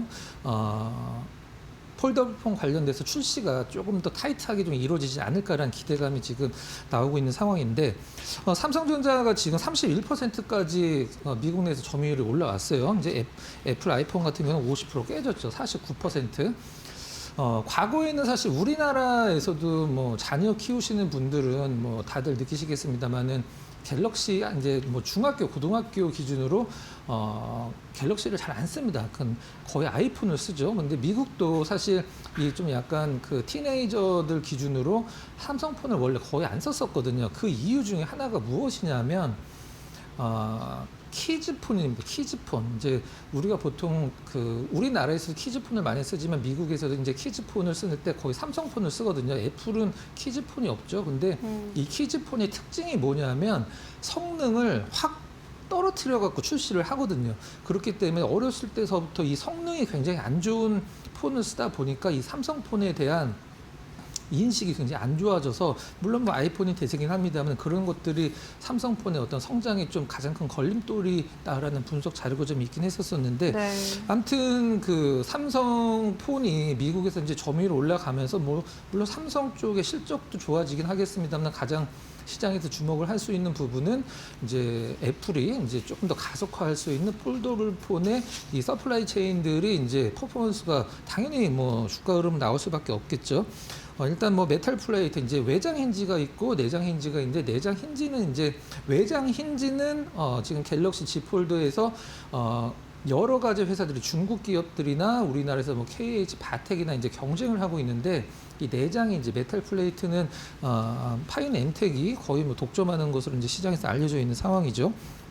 현재 알려진 바로는 그 애플 쪽에 이제 어떤 테스트 물량을 공급을 해서 콜 테스트를 진행을 하고 있다. 여기까지가 이제 지금까지 시장에서 알려진 좀 내용이고, 근데 하나 좀 약간 그 부담이 되는 부분들도 있습니다. 사실 애플은 자기네 그 스마트폰에 들어가는 모든 부품에 대한 그 설계도도 다 갖고 있고 어떻게 생산을 하는지도 다 알고 있거든요. 근데 가장 중요한 건 무엇이냐면 만약에 파이넴텍이 지금 삼성에다 공급을 하기 위해서 내장 힌지를 만드는 라인에서 애플 쪽에 공급을 하는 부품을 만들면 안 됩니다. 무조건 애플은 그 어떤 기업이든지 간에 자기네 회사에 공급을 하는 부품은 라인을 따로 만들어야 돼요. 그래서 얼마 전에 뭐 이런 얘기 들으셨을 거예요. 삼성 디스플레이가 애플 폴더블폰에 납품을 하기 위해서 라인을 새로 설치를 하고 있다. 그거는 무슨 얘기냐면 2년 동안 독점 공급을 하기로 했죠. 삼성 디스플레이가 그 애플 폴더블 폰에 라인을 따로 만들어야 됩니다. 그래서 얼마 전에 그 파이낸체인지 발표를 했는데 신규 시설 투자에 174억 투자를 결정을 했다. 이게 그것과 관련된 부분인지 아니면은 지금 이제 뭐 늘어나고 있는 폴더블 폰의 어떤 수요에 맞추기 위해서 캐파 증설을 한 건지는 조금 더 지켜봐야 될 것 같고요. 아무튼 뭐 가장 큰 수혜를 입을 수 있는 건 삼성 디스플레이 쪽 밸류 체인이 될 것 같고, 그다음에 파이낸텍도 이 내장 힌지 쪽에서는 콜 테스트 통과를 한다라고 하면은 사실 뭐 나름대로 주가가 굉장히 큰 퍼포먼스가 나올 가능성도 물론 뭐 실적이 당연히 밑받침이 되니까 그런 분석들이 시장에서는 나오는 거겠죠. 잠깐 차트 잠깐 보면서 말씀드려보도록 하겠습니다. 외국인들이 정말 어마무시하게 오늘 사고 있습니다. 네. 100만 주 이상 좀 사고 있어요. 거래량 700만 주 정도 터지고 있는데 기관은 소폭 매도를 하고 있는데 이게 사실 22년도인가 상장된 기업이기 때문에 차트를 좀 길게 보시면 여러분들이 아마 이거 참 희한하다라고 느끼시는 부분이 있을 수 있거든요. 이게 어떤 거냐면 11,000원을 돌파를 하면 무조건 떨어집니다. 그게 한 10번 정도 돼요. 그러니까 11,000원 돌파를 못하고 있다는 뜻이죠. 11,000원 위로 올라가면 조정받고 11,000원 위로 올라가면 조정. 오늘도 11,000원 위쪽으로 올라갔다가 약간 윗꼬리를 만들고 있는 상황인데 네. 일단 여러 번의 트라이가 나오긴 했었습니다만 이번에 삼형 엠텍의 시장에서 이제 좀 주목을 할 수밖에 없는 거는 과거의 어떤 이슈보다는 굉장히 큰 이슈이기 때문에 나름대로 일단 삼성 지폴드로 인해서 실적 개선세는 담보가 되어 있는 상황이고 애플 폴더폰으로 인해서 중장기적인 모멘텀도 충분히 갖고 있는 그런 삼형 엠텍인데 다만 11,000 이제 신규로 접근하시는 분들은 저는 이렇게 하시는 게 나을 것 같아요. 이게 만약 11,000원 선이다 그러면 돌파를 하고 그 11,000원 선에서 좀 지지를 받는 것을 확인을 하고 매수를 들어가시는 게 좀 나을 것 같고요. 일단 뭐 콜 테스트 통과 여부는 아직 알려지진 않았습니다만은 딱히 지금 대안이 없거든요. 그래서 삼형 엠텍의 시장이 주목하는 이유가 바로 그건데 저도 개인적으로는 뭐 중장기 투자를 생각하시는 분들은 상당히 좋은 어떤 재료와 지금 현재 주가 흐름 수급까지 3박자가 좀 맞아 떨어진다 이렇게 말씀드리도록 하겠습니다. 네, 앞으로도 좋은 흐름을 좀 전망을 해주셨습니다. 무엇보다 이제 실적이 계속 더 나아질 것으로 보이기 때문에 앞으로의 흐름도 눈여겨보시기 바랄게요. 자, 이렇게 오늘의 두 가지 특징주들 만나봤고요. 포착 종목으로 넘어가겠습니다. 새로운 종목, 어떤 종목 들고 오셨습니까? 오늘은 LF를 좀 준비를 했습니다. 의류죠. 네. 네. LF, 뭐 LG 패션의 약자라고 생각을 하셔도 되죠. 뭐 LG 상사에서 이제 떨어져 나와서 LG에서 이제 나오긴 했습니다만은 LG 패션 약자 LF. 사실 지금 일단 경기가 뭐 사실 그렇게 좋지는 않으니까 그 의류 관련주들이 사실 주가 흐름이 그렇게 좋지는 않아요. 물론 뭐 의류 관련주들 쪽에서 뭐 무슨 홀딩스자 들어가는 종목군들은 과거에 지주사들이 시장에서 좀 약간 굉장히 좋은 어떤 느낌을 받았을 때 올라가긴 했었습니다만은 좀 많이 빠지고 있는 상황이죠. LF도 뭐 나름대로 시장에서 좀 저점을 좀 잡아가고 있는 상황인데 일단 실적이 굉장히 잘 나왔습니다. 근데 저는 이 LF를 패션주로 보는 게 아니라 다른 쪽으로 좀 약간 여러분들이 보시는 게 맞을 것 같아요. 그 부분을 좀 설명을 드려보도록 하겠습니다. 갖고 있는 브랜드들 한번 잠깐 간단히 설명드리면 좀 약간 좀 시니어 분들이 좋아하는 그런 브랜드긴 한데 닥스, 마이스트로, 뭐 헤지스, 뭐 질 스튜어트는 요즘 젊은 분들도 많이 있긴 합니다만 이런 브랜드들을 이제 갖고 있는 그 LF고요. 네. 2분기 실적이 뭐 굉장히 좋게 나왔습니다. 일단 영업이익이 443억을 뽑아냈는데 전년 대비해서 104억이 증가를 했다. 그거 치고는 주가 흐름이 좀 약간 서운한 듯한 그런 느낌이긴 하죠. 근데 매출은 3% 감소했어요. 4,557억으로. 자, 매출이 감소를 했는데 영업이익이 100%가 좋아졌다. 자, 이게 물론 뭐 매출이 조금 소폭 줄어들어도 일단 뭐 비싼 어떤 브랜드들 위주로 많이 매출이 나오면 영업이익이 좋아질 수는 있는데 매출이 줄어드는데 영업이익이 어떻게 100% 증가를 할 수 있나? 그걸 좀 다른 쪽에서 이유를 한번 좀 찾아보도록 하겠습니다. 일단 뭐 브랜드들을 많이 갖고 있고 사실 그것도 나쁘진 않았습니다만은 이 연결 이제 종속 기업을 갖고 있는 기업들이 굉장히 좀 좋은 기업들이 많이 있거든요. 가장 대표적으로 이제 코람코 자산운용인데 네. 코람코 자산운용 치시면은 아마 기사가 굉장히 많이 나올 거예요. 그것과 관련돼서 코람코 자산운용 부분만 2분기 순이익이 전년 대비해서 LF에서 발표한 바에 따르면 1,700%가 좋아졌다. 사실 그 전에는 그렇게 크진 않았었는데 이번에 영업이익이 굉장히 크게 증가를 했고 운용 자산이 33조 원입니다. 그렇기 때문에 저는 이제 LF를 시장에서 어떤 단순 의류주로 보시는 게 아니라 이런 자산운용과 관련된 이제 투자 회사로 보는 것도 어떤 좀 합리적인 부분이라고 좀 생각을 하고 있거든요. 이 부분을 놓고 LF를 보시는 게 맞을 것 같아요. LF 푸드라고 이제 어떤 뭐 현대 그린푸드나 이런 것처럼 이제 어떤 식당을 운영을 하는 게 아니라 온라인으로 이제 어떤 제품들을 파는 자회사라고 봐야 되겠죠. 네. 연결회사 또 있는데 나름대로 계속적으로 좀 좋은 순이익을 내고 있는 것도 플러스 알파 요인이다. 이렇게 보시면 될 것 같아요. 자사주 50억 뭐 취득 기사가 나오긴 했었는데 몇 주 전에 자사주를 취득을 하는 건 전혀 의미가 없습니다. 취득을 해서 소각을 해야 돼요. 소각을 안 하면은 의미가 없는 거죠. 실질적으로는 자사주는 50억을 만약 취득을 하겠다 하면 그걸 뭐 한 번에 사는 게 아니라 날짜를 정해서 굉장히 쪼개갖고 여러 번에 사기 때문에 그 주가 흐름에는 큰 도움이 안 되죠. 자, 수고 한번 보고 가격 전략 좀 말씀드리도록 하겠습니다. 네. 오늘 외국인들은 팔고 있는 대로 팔고 있고 기관이 사고 있는데 최근에 역시 사던 대로 계속 좀 사고 있는 상황이에요. 고가권에서 좀 약간 밀리긴 했었습니다만은 뭐 나름대로 조정도 좀 세게 받았고 깊은 조정 보여줬고 지난주 수요일서부터 이제 저점을 형성해 가고 있는 상황이긴 한데 일단 실적 대비해서 오늘 흐름은 좀 서운하긴 합니다만은 이제 패션 말고 이제 투자 회사 쪽으로 보는 것도 어떤 새로운 방법이 아닐까라는 생각을 해서 LF를 좀 준비를 했고요.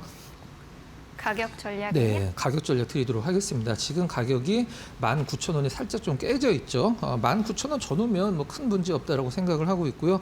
목표 가격은 정고점 정도로 좀 설정을 했습니다. 22,000원 그리고 손절 가격은 18,000원으로 일단 제시를 해드리도록 하겠습니다. 네, 기존의 의류 기업으로도 많이 알고 있는데 이제 투자 회사로 측면으로도 긍정적으로 볼 수 있는 재료가 있다라고 설명해 주셨습니다. 목표가 22,000원까지 바라보자라는 의견이었습니다. 참고해 보시고요. 저희는 내일 다시 인사드릴게요. 자세한 설명 고맙습니다.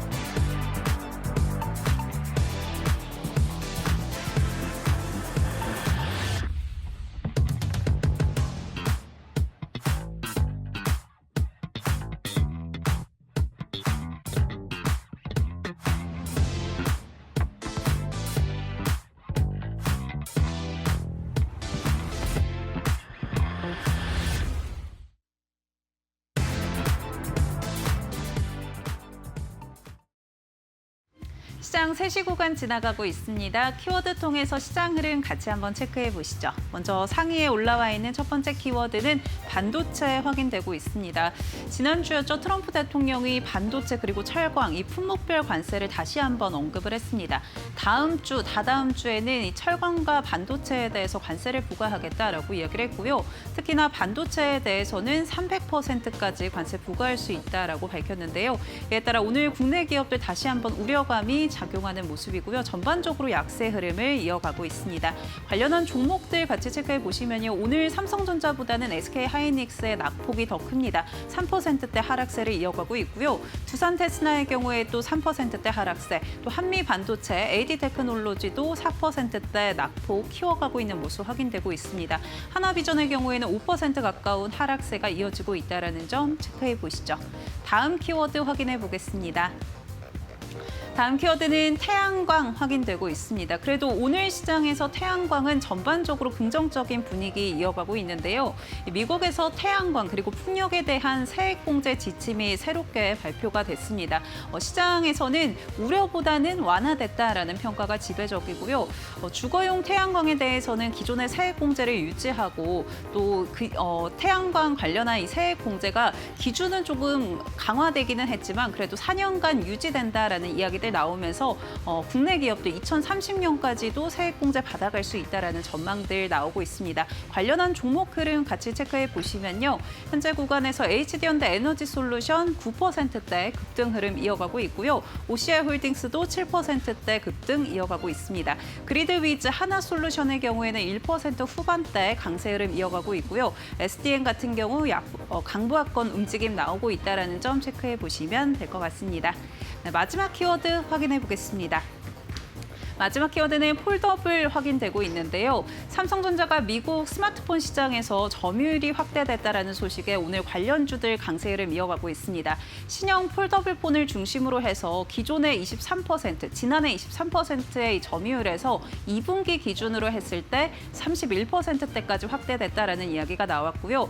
애플의 경우에는 59%에서 49%로 하락했다라는 소식 나오면서 오늘 전반적으로 기대감 모아가고 있는 상황입니다. 관련주 흐름 체크해 보시면 파인엠텍의 경우에는 현재 구간 9%대 급등 이어가고 있고요. 파인텍은 4.8%대, LG 디스플레이도 1%대 오름세 보여주고 있고 머니큐브 빨간불 켜내고 있습니다. 반면에 KH 바텍의 경우에는 약보합으로 전환했다라는 점 확인해 보시면 좋을 것 같습니다.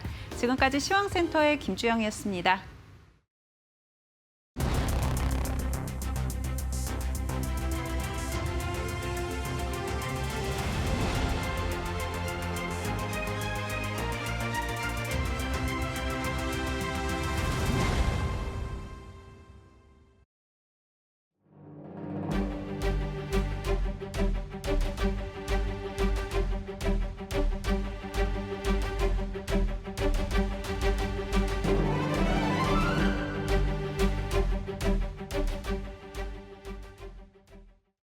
네, 맥락 시간으로 이어가 보겠습니다. 이 맥락 시간을 통해서는요, 각 분야를 대표하는 애널리스트 혹은 전문가분들을 초청해서 그 분야에 대한 맥락을 알아보는 시간으로 준비를 하고 있습니다.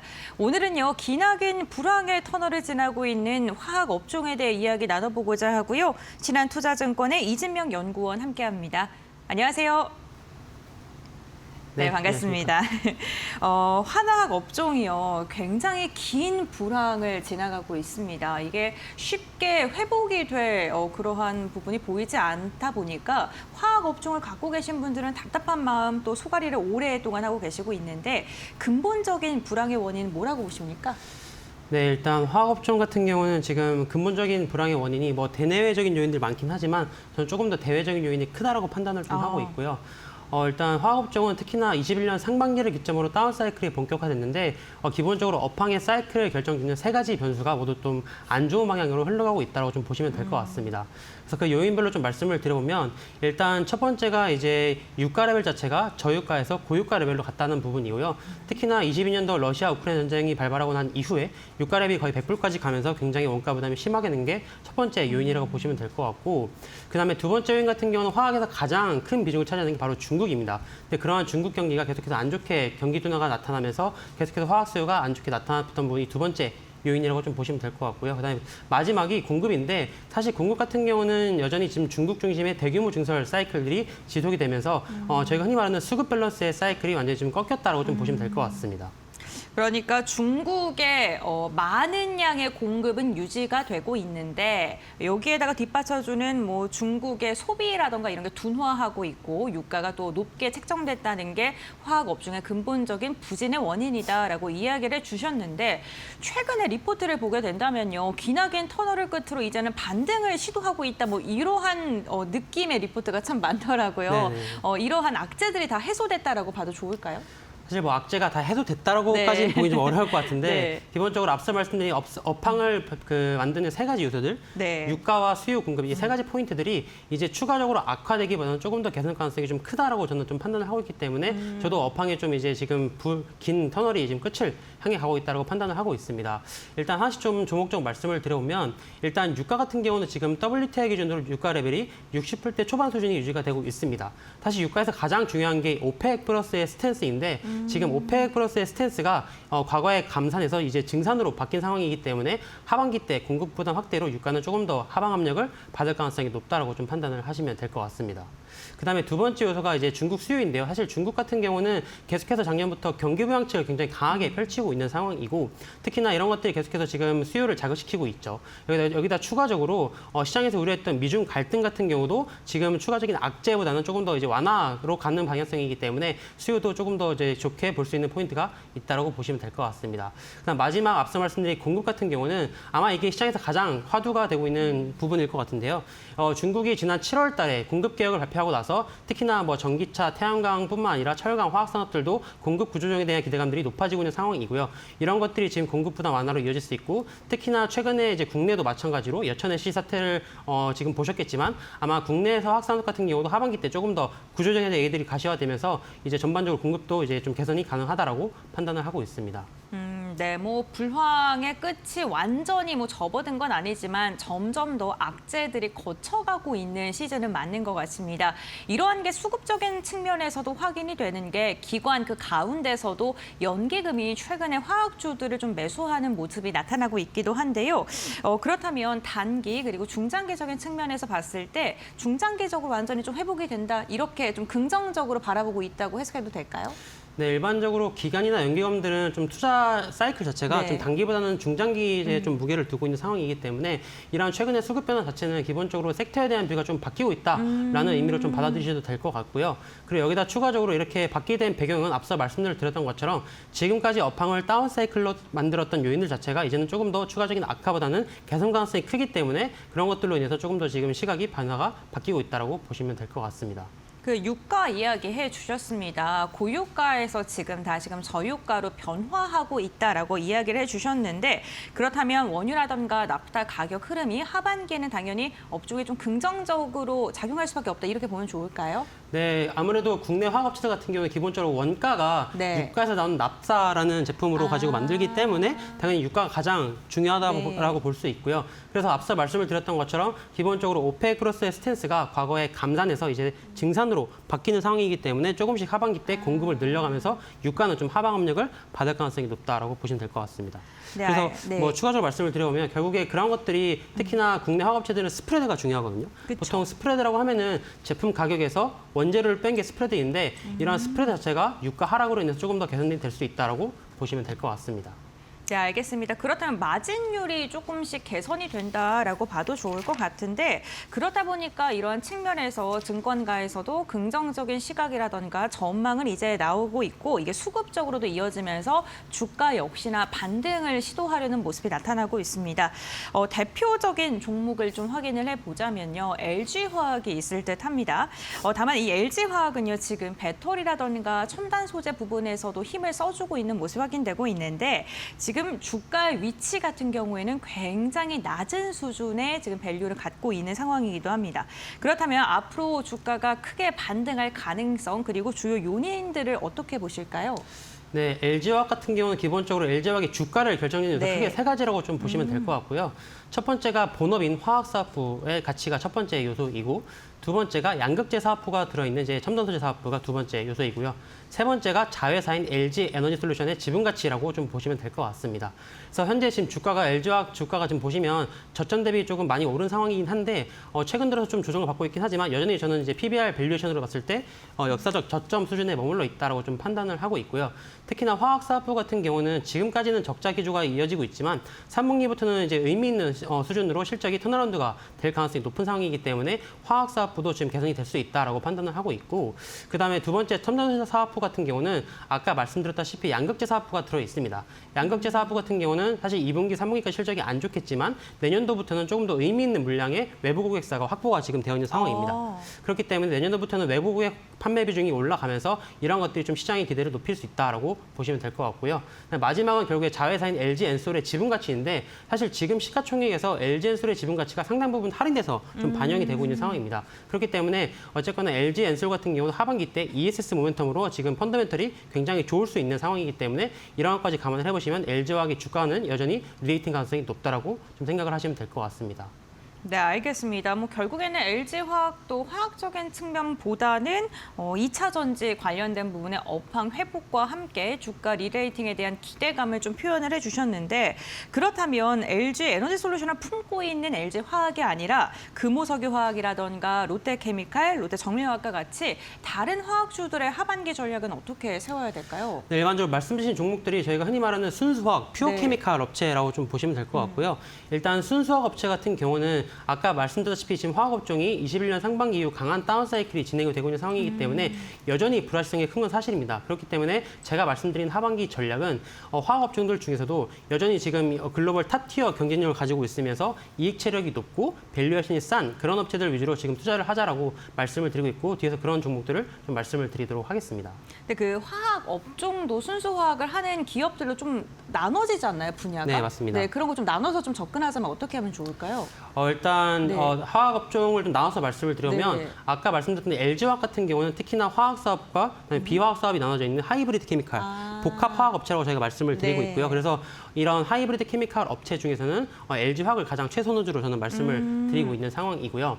그다음에 이제 순수화학, 화학 사업만 있는 업체들 중에서는 지금 금호석유화학과 그다음에 롯데정밀화학 이 정도로 지금 말씀을 드리고 있는데, 특히나 금호석유화학 같은 경우는 아마 잘 아시겠지만 국내 대표 그다음에 글로벌 대표 합성금호 업체라고 보시면 될 것 같고요. 의미 있는 지금 실적 자체가 아직까지는 없긴 하지만 일단 하반기에는 주력 제품 중에 하나인 엔비라텍스의 턴어라운드가 지금 기대되는 상황이기 때문에 이런 엔비라텍스 턴어라운드에 따라서 지금 이제 의미 있는 실적 개선과 주가 상승이 가능하다라고 보시면 될 것 같습니다. 그다음에 롯데정밀화학 같은 경우는 기본적으로 적자를 기록하고 있는 사업인 ECH에서 지금 최근 들어서 반등이 강하게 나오고 있는 상황이기 때문에 3분기부터 의미 있는 실적 개선이 가능하다라고 좀 보시면 될 것 같습니다. 그 에틸렌이랑 관련 있는 기업들은 어디가 있어요? 그것도 조금 요즘에 가격이 다운되면서 그걸로 인한 마진 스프레드에 대한 긍정적인 전망 나오고 있잖아요. 사실 에틸렌이랑 엮여있는 업체라고 하면은 보통 이제 롯데케미칼이나 대한유 같은 일반적인 이제 NCC 업체들이라고 얘기하고 있는데, 근데 그 업체들 같은 경우는 이제 업스트림부터 다운스트림까지 수직 계열화 되어 있기 때문에 사실상 수혜도 있지만 피해도 있는 부분이 있다고 보시면 될 것 같습니다. 그러면은 수혜랑 피해를 저희가 좀 구분해 본다면 어떻게 구분을 해볼 수 있을까요? 일단 지금 에틸렌 밸류체인 중에서 수혜를 볼 수 있는 업체는 에틸렌이 가격이 낮기 때문에 에틸렌을 원재료로 하는 지금 업체들이 좀 수혜를 볼 수 있고요. 그런 업체들이라고 하면 아무래도 이제 그런 에틸렌 설비가 없는 기업들이 수혜를 볼 수도 있겠죠. 그래서 그런 업체들을 하면은 뭐 대표적으로 금호석유화학 같은 경우도 이제 업스트림 NCC 설비가 없기 때문에 조금 이제 수혜를 볼 수 있다고 생각을 하시면 될 것 같습니다. 그럼 금호석유 쪽을 그래도 순수 화학 업체 쪽에서는 긍정적으로 말씀을 해주시는 것 같습니다. 그런데 화학 업종이요, 지금 저희가 기나긴 어둠의 터널, 부진의 터널을 딛고 업황이 회복 국면에 들어갈 것이다라는 기대감이 있긴 합니다만 아직도 불확실성은 존재하고요. 공장을 좀 가동을 중단하는 곳들도 있고 불황이 끝났다라고 말하기는 조금 섣부르지 않을까라는 생각도 들거든요. 화학 업종의 전반적인 업황 회복에 대해서는 어떻게 바라보고 계시는지도 궁금합니다. 네, 사실 뭐 저도 화학업종을 지금 맡고 있는 상황이지만 굉장히 지금 어려운 구간을 겪고 있는 상황이고요. 아마 아까 처음에 말씀해 주셨지만 지금 화학업종을 투자하신 분들은 굉장히 조금 아프신 분들도 많으실 거예요. 왜냐하면 지금 전반적으로 올해 코스피가 되게 많이 30% 이상 올랐는데도 불구하고 화학업종은 전반적으로 지금 주가가 부진했기 때문에 굉장히 안 좋은 구간은 맞지만 그래도 제가 좀 희망적인 부분을 좀 말씀을 드려보면 지금 아까 말씀드렸던 업황을 이제 좌지우지하는 세 가지 변수들이 추가적인 악화보다는 개선 가능성이 높기 때문에 그래도 우려보다는 기대를 가져야 된다라고 말씀을 드리고 있고요. 그리고 이제 화학업체들의 실적 개선이 나타나려면 아무래도 지금 스프레드가 좋아져야 됩니다. 근데 그 스프레드를 결정짓는 거는 아까 말씀드렸던 유가라든지 아니면 이제 수요와 공급, 이 수급 밸런스에서 결정이 되거든요. 근데 일단 지금까지는 수급 밸런스도 안 좋은데 유가까지 높았기 때문에 스프레드가 계속해서 빠졌다라고 보시면 될 것 같고, 그래서 지금 화학업체들이 장기간 적자가 지속됐다라고 보시면 될 것 같습니다. 근데 지금 같은 상황은 이미 유가 레벨이 60불대로 낮아진 상황에서 네. 하반기에도 아마 유가 레벨은 계속 이 정도 수준이 유지가 될 걸로 보고 있습니다. 그래서 하반기 때 만약에 이제 예를 들어서 중국의 경기 부양책이라든지 아니면 금리 인하로 인해서 수요가 회복이 된다고 하면은 조금 더 의미 있는 실적 개선, 스프레드 개선이 가능하다라고 생각을 하시면 될 것 같습니다. 그 중국 이야기를 좀 해주시는데 중국이 리튬과 관련해서는 감산 기조가 조금 확실하게 보인단 말이에요. 네. 그런데 이쪽 화학 쪽에서도 좀 그런 기조가 좀 보여지나요? 일단 지금 중국이 네. 공급 개혁을 하고 있는 게 일단 뭐 네. 전기차, 태양광, 철강, 화학산업 이렇게 지금 하고 있는 상황인데요. 말씀 주신 것처럼 이런 리튬 쪽은 확실히 지금 효과가 나타나고 있죠. 네. 근데 화학은 실제 집행을 아직은 안 하고 있고, 근데 실제 실제 공급 개혁을 한다고 하더라도 워낙 그동안 누적된 공급 과잉이 많기 때문에 사실상 이거를 해소하기까지 시간이 좀 오래 걸릴 수밖에 없습니다. 그래서 아마 저도 이제 하반기 때 그런 부분이 좀 가시화되길 기대를 하고 있는데 이 부분은 저희가 좀 더 트래킹을 해봐야 될 것 같습니다. 네, 알겠습니다. 오늘 맥락 시간을 통해서는 화학 업종에 대한 이야기를 나눠봤습니다. 화학 전반적으로 이제는 기나긴 불황을 끝으로 조금씩은 악재들이 조금 개선되는 모습이 확인이 되고 있는데 아직까지는 조금 더 지켜봐야 된다라는 이야기 많이 해주셨고요. 탑픽적인 부분에서는 LG화학 하이브리드형 화학 관련 기업들은 2차 전지 반등과 함께 기대해 볼만하다라고 이야기를 해주셨고, 금호석유 전통적인 화학 관련 기업 중에서는 금호석유를 조금 이야기를 해주셨으니까요. 투자 전략 세우시는데 참고해 보시면 좋을 것 같습니다. 오늘 이진명 연구원과 함께했고요. 오늘 말씀은 여기까지 듣겠습니다. 고맙습니다.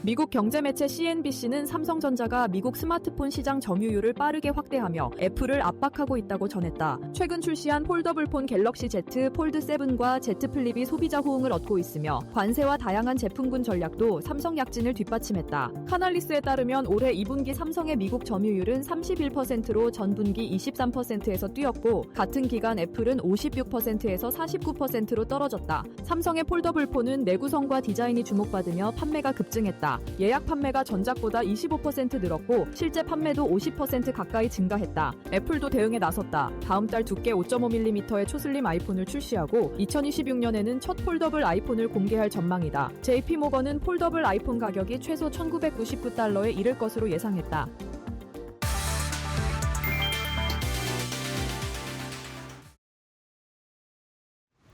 네, 장마감 동시효과 구간에 들어왔습니다. 라스트 찬스로 이어갈게요. 오늘도 월요일에 두 분 모셨고요. 레몬리서치 김민수 대표, 오리드홀딩스 권영우 대표 함께합니다. 어서 오십시오.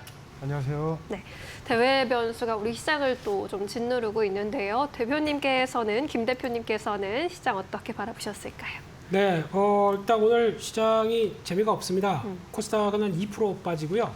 코스피는 한 1.5% 가까이 하락할 걸로 보여지고 있는 가운데 일단 지금 시장에 이렇게 힘이 없는 이유는 아무래도 관망세가 짙다고 봐야 되겠죠.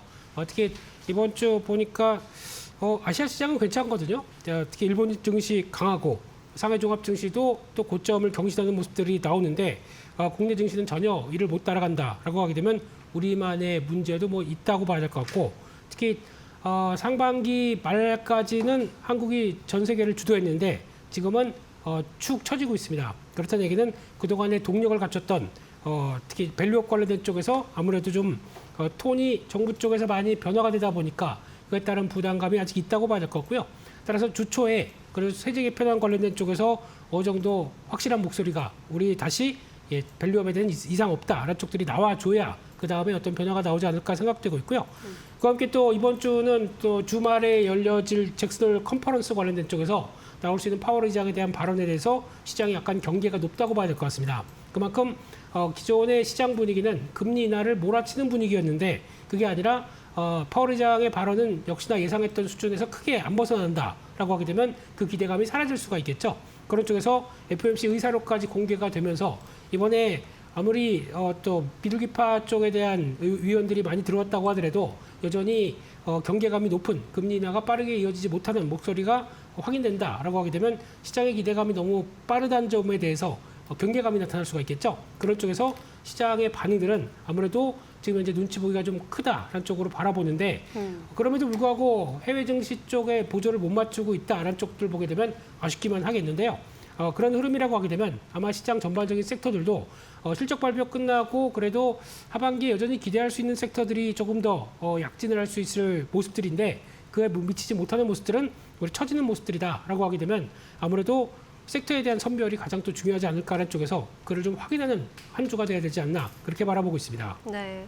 지금 시장이 눈치를 볼 수밖에 없고 여러 가지 이슈가 산적해 있기 때문에 하반기에 섹터 잘 골라보는 게 중요하겠다라고 이야기를 해주셨습니다. 권 대표님께서는 오늘 월요일 시장 어떻게 바라보셨을까요? 오늘 시장이 좀 아무래도 혼조세가 좀 나오고 있는데 지난 주말에 보니까 이제 PPI 지표가 발표가 됐더라고요. PPI 지표가 좀 반등이 좀 나왔던 부분, 그리고 뭐 소매 판매도 잘 나왔고 기대 인플레이션이 높아지면서 원래 연내 금리 인하가 한 3번 정도 이렇게 좀 컨센이 형성되었던 거를 지금 연내 금리 인하가 한 2번 정도로 좀 다시 하향 조정이 되고 있거든요. 그래서 우리 증시의 상승을 그래도 반등을 시켰던 것이 금리 인하에 대한 기대치가 있었는데 이런 부분들이 다시 좀 경계감으로 확산이 되는 어떤 그런 분위기가 좀 형성이 되었던 것 같고 오늘 트럼프 대통령이 이제 품목 관세를 철강 쪽에다 50%를 매겼던 부분이 나와서 철강 관세를 50% 매겼기 때문에 이제 철강을 소재로 하는 업종들, 뭐 변압기 쪽 이쪽에서 좀 조정도 나왔던 부분도 있는데 사실 품목 관세 자체만 놓고 봤을 때는 트럼프 대통령의 미국 공장 건설이라든지 그리고 밸류체인을 위한 어떤 그런 용도의 카드로서 사실 활용되고 있는 부분이 있다 보니까 실질적인 악재는 아니다라는 평가가 사실 지배적이긴 합니다. 그럼에도 불구하고 아무래도 트럼프 대통령의 스타일상 관세 협상을 가장 효율적으로 끌어내기 위해서 어떤 충격적인 변수를 던질 가능성이 있기 때문에 이런 부분에 대한 경계감도 좀 시장에 있는 상황 같고요. 그리고 아무래도 오늘 아시아 증시가 반등이 나오는데 국내 증시만 조정이 나오는 가장 큰 이유를 꼽아봐라라고 한다면 세제 개편안에 대한 그런 불확실성이 아직도 좀 있다라고 보고 있습니다. 지금 대주주 양도세 기준이 어쨌거나 50억이 될지, 뭐 30억이 될지, 10억이 될지 이런 명확한 가이드라인이 좀 나오는 것이 우리 시장한테는 좀 더 좋은 방향성을 이끌어낼 수 있을 것 같습니다. 네, 오늘 대내외 이슈가 모두 시장에 영향을 주고 있고 앞으로의 뉴스 팔로우도 좀 잘 해보시는 것이 중요할 것 같습니다. 김민수 대표님께 좀 추가 질문 드려야 될 것 같은데 네. 하반기 섹터를 아까 언급해 주셨는데 지금 철강이나 반도체 쪽이 관세 불안감 좀 크게 가져가고 있고 수출국인 우리로서 좀 우려스러운 상황이 펼쳐지고 있지 않습니까? 이런 가운데 섹터를 좀 골라본다면 어떤 쪽을 좀 집중하고 계신지 궁금한데요. 네, 역시나 관세입니다. 그런 쪽에서 아직 뭐 이럴 거면 왜 관세 협상을 했는지도 모르겠는데 그런 아직 끝나지 않은 흐름들 쪽에서 여전히 불안감이 계속된다라고 하게 되면 시장은 자연스럽게 관세와 무관한 sek터 쪽에 대한 관심들 계속 커질 수밖에 없을 것 같고요. 그렇게 되면 기존의 주도 섹터를 보여줬던 쪽에 대한 관심들 여전히 커질 수 있다고 봐야 될 것 같습니다. 특히 실적 관련된 쪽에서 어느 정도 눈높이는 맞춰놨고 그런데 실적 발표 시즌 이후에 약간 좀 조정이 좀 나왔고 그렇게 되면은 오히려 가격 메리트도 살짝 보여주는 입장 쪽에서 그와 상관없이 관세와 상관없이 미국이 필요로 하는 것들 그리고 그와 함께 성과를 낼 수 있는 것들 그런 쪽에서는 오히려 매수의 기회가 되지 않을까라는 쪽으로 바라보고 있고요. 그렇게 되면 역시나 지금 바라볼 수 있는 거는 조선은 당연히 들어가야 될 부분들인 것 같고 오늘도 그냥 견조한 모습들이죠. 그런 쪽과 함께 조선 또 방산 쪽도 러시아 우크라이나 전쟁과 함께 계속 또 이슈는 된다고 하더라도 혹시나 그를 통해서 그 어떤 이제 전쟁이 휴전이나 정전이 된다라는 관점 쪽에서 오히려 낙폭을 보인다라고 하게 되면 이게 러시아가 그러면 이제 이렇게 끝날 게 아니라 또 다른 전쟁을 준비할 수가 있기 때문에 아직까지는 그를 통해서 변화가 들어온다 그러면 또 저점 매수의 기회가 되지 않나 라는 쪽으로 봐야 될 것 같고 역시나 원자력 쪽에 대해서는 아직 모멘텀이 여전히 살아있기 때문에 기회 흔들린다 그러면 기회 쪽으로 바라보는 전략 쪽에서 여전히 지난 주도주 쪽들이 관세와는 무관한 섹터다라는 관점 쪽에서 계속 관심은 높아진다 그렇게 바라보겠습니다. 네, 지금은 좀 관세 이슈로부터 좀 자유롭게 볼 수 있는 섹터, 기존에 좀 주도주격이라고 볼 수 있었던 조선이나 방산, 원자력 쪽을 또 포커스 맞춰봐야 하는 게 좋겠다라고 조언을 해주셨습니다. 권 대표님께도 좀 비슷한 질문 드려보고 싶어요. 지금 관세 이슈로 전체적으로 좀 업종에서 또 색깔이 좀 바뀌고 있는 것 같기도 한데 주도적으로 좀 주목할 만한 섹터를 고른다면 어떤 섹터가 될까요? 저는 아무래도 이제 조선 쪽.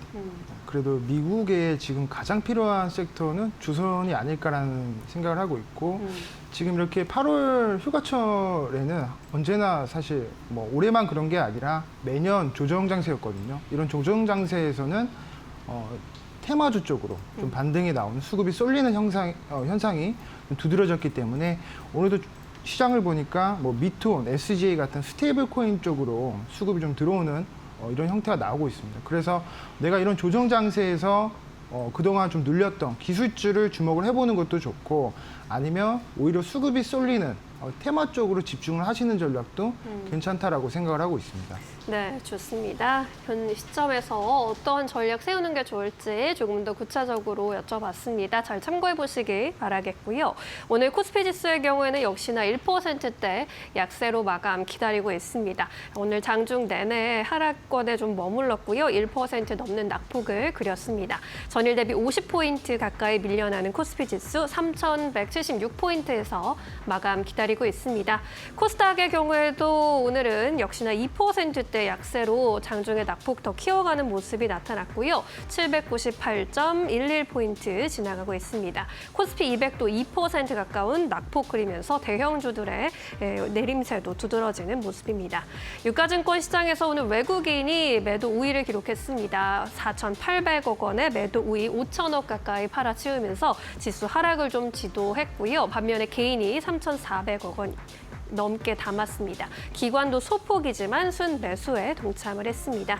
코스닥에서는 외국인과 기관의 쌍끌이 매도세가 확인이 됐습니다. 특히 기관이 1,000억 원 이상의 물량을 출회해냈고요. 외국인도 500억 원 가까이 매도 우위 기록했습니다. 반면에 개인만이 나홀로 순매수세 보이면서 1,700억 이상 담아갔습니다. 시가총액 상위 종목 안에서는 삼성전자와 SK하이닉스 동반해서 2에서 3%대 낙폭을 그렸습니다. 반도체 관세에 대한 우려감, 불안감이 오늘 여실히 주가 지수를 모두 끌어내렸고요. LG 엔솔과 삼성바이오로직스, 삼성전자 우선주까지 1위부터 5위권 모두 하락세를 나타냈습니다. 6위부터 10위권 종목 안에서는 한화 에어로스페이스만이 빨간불을 켰고요. 강보합권 그리면서 88만 7천 원 선에서 마감 기다리고 있습니다. 우리 시장 마감합니다.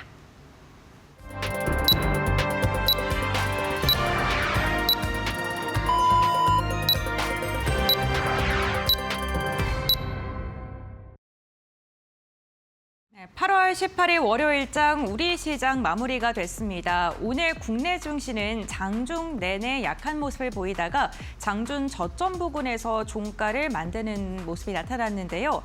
관세에 대한 불확실성이 여전히 지속되고 있는 가운데 반도체 관련 기업들의 낙폭이 두드러진 하루였습니다.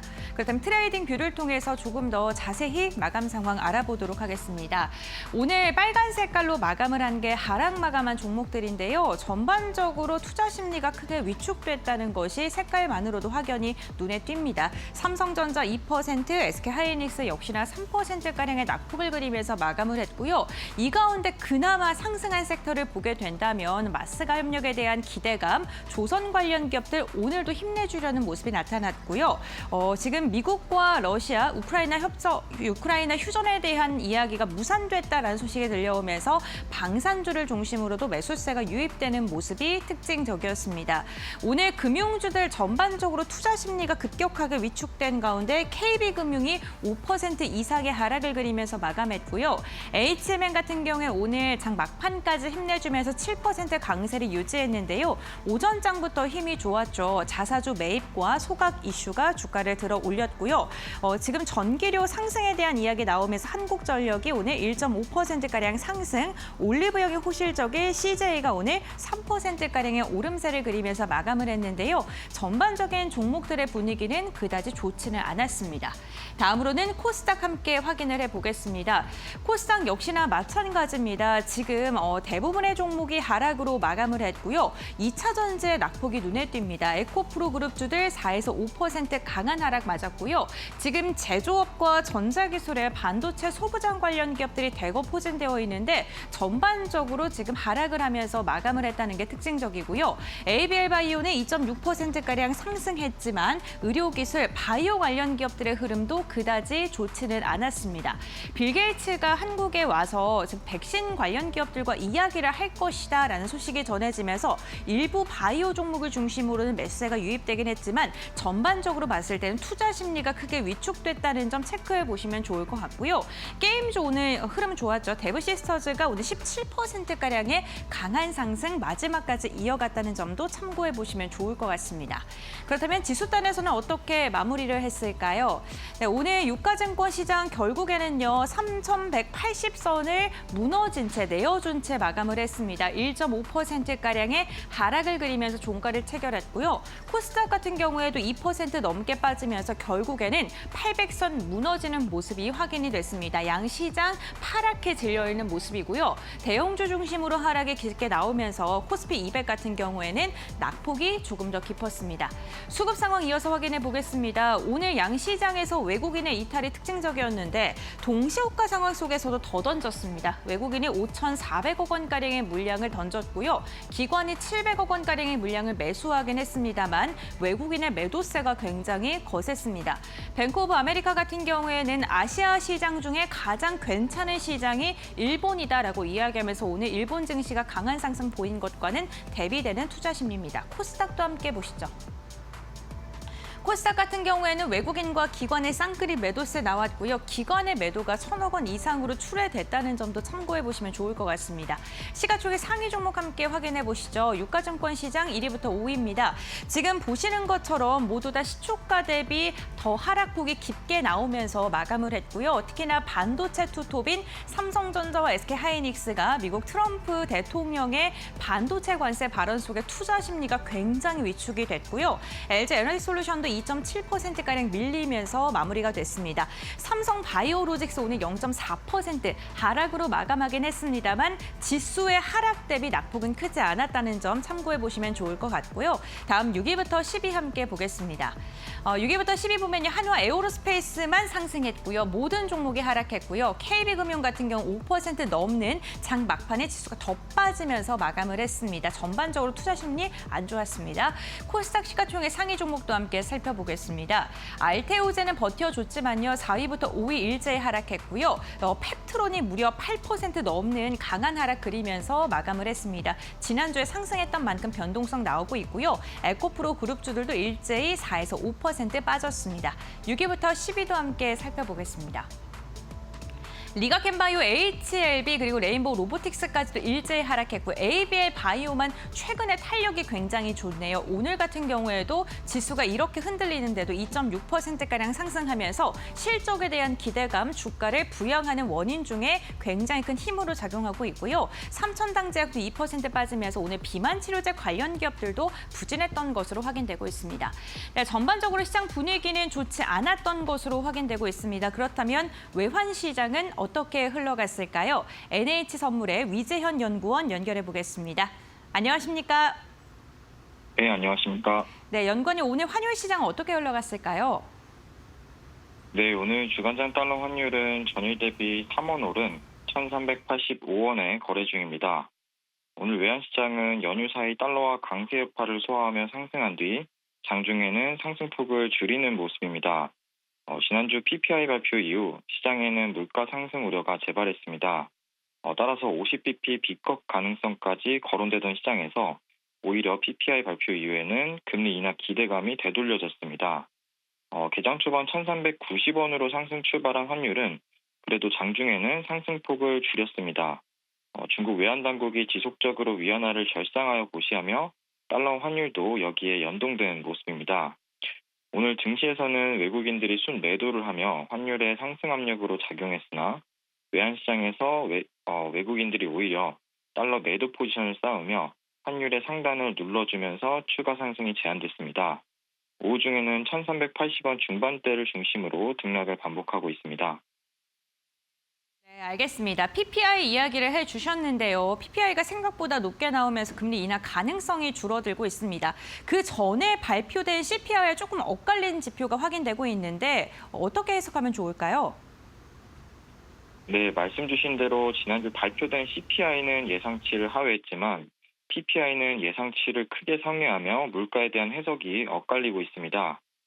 그래도 안심할 부분은 관세에 직접적으로 영향받는 상품 물가가 CPI와 PPI 모두에서 뚜렷한 반등세가 관찰되지 않은 점입니다. 다만 지난 금리 인상 이후 계속해서 끈적한 모습을 보였던 서비스 물가가 다시 반등하고 있어 시장 우려가 완전히 해소되지는 않고 있습니다. 통상 PPI는 생산자 물가이기 때문에 CPI의 선행지표로 여겨지고 있습니다.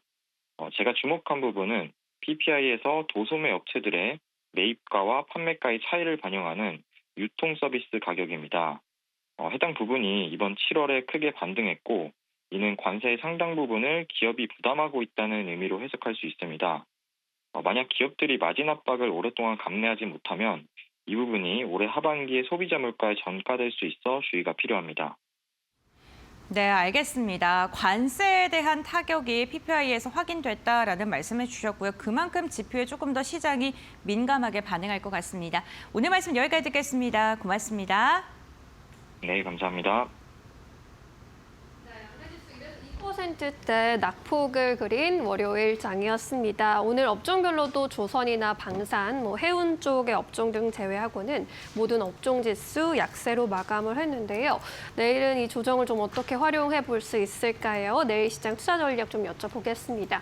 김 대표님께서 내일 어떻게 전망해 보고 계실까요? 네, 내일 시장은 미국 시장 관련된 쪽에서 동력을 좀 찾아봐야 될 것 같은데 미국 시장이 제대로 반등을 못하게 되면 추가적으로 오늘 중요한 또 지지권이 이탈했더라고요. 그렇기 때문에 아직 힘이 없을 가능성에 무게를 두고 좀 대응을 해야 될 것 같고요.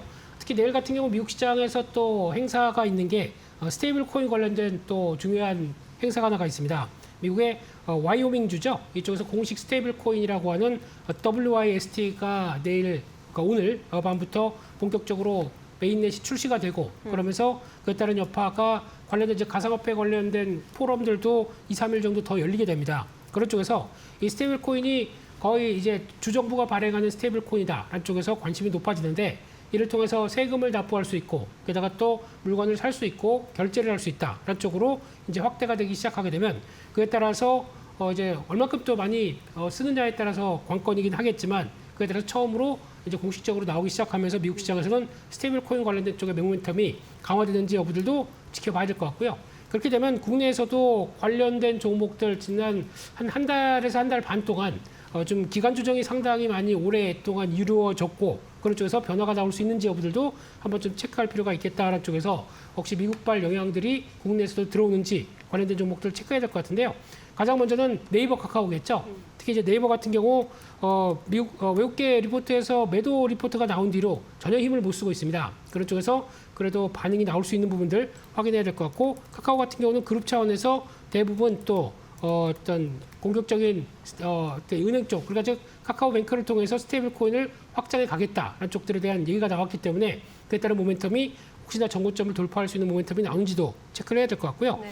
또 가상화폐에 관련된 종목들의 또 대표 주자들, 뭐 우리기술 투자 같은 경우도 영향을 끼치는지도 한번 봐야 될 것 같고요. 그만큼 가상화폐 쪽에 대한 종목들의 동향들도 같이 움직일 수가 있기 때문에 보시는 전략들이 필요할 것 같고, 마지막으로 LGCNS죠.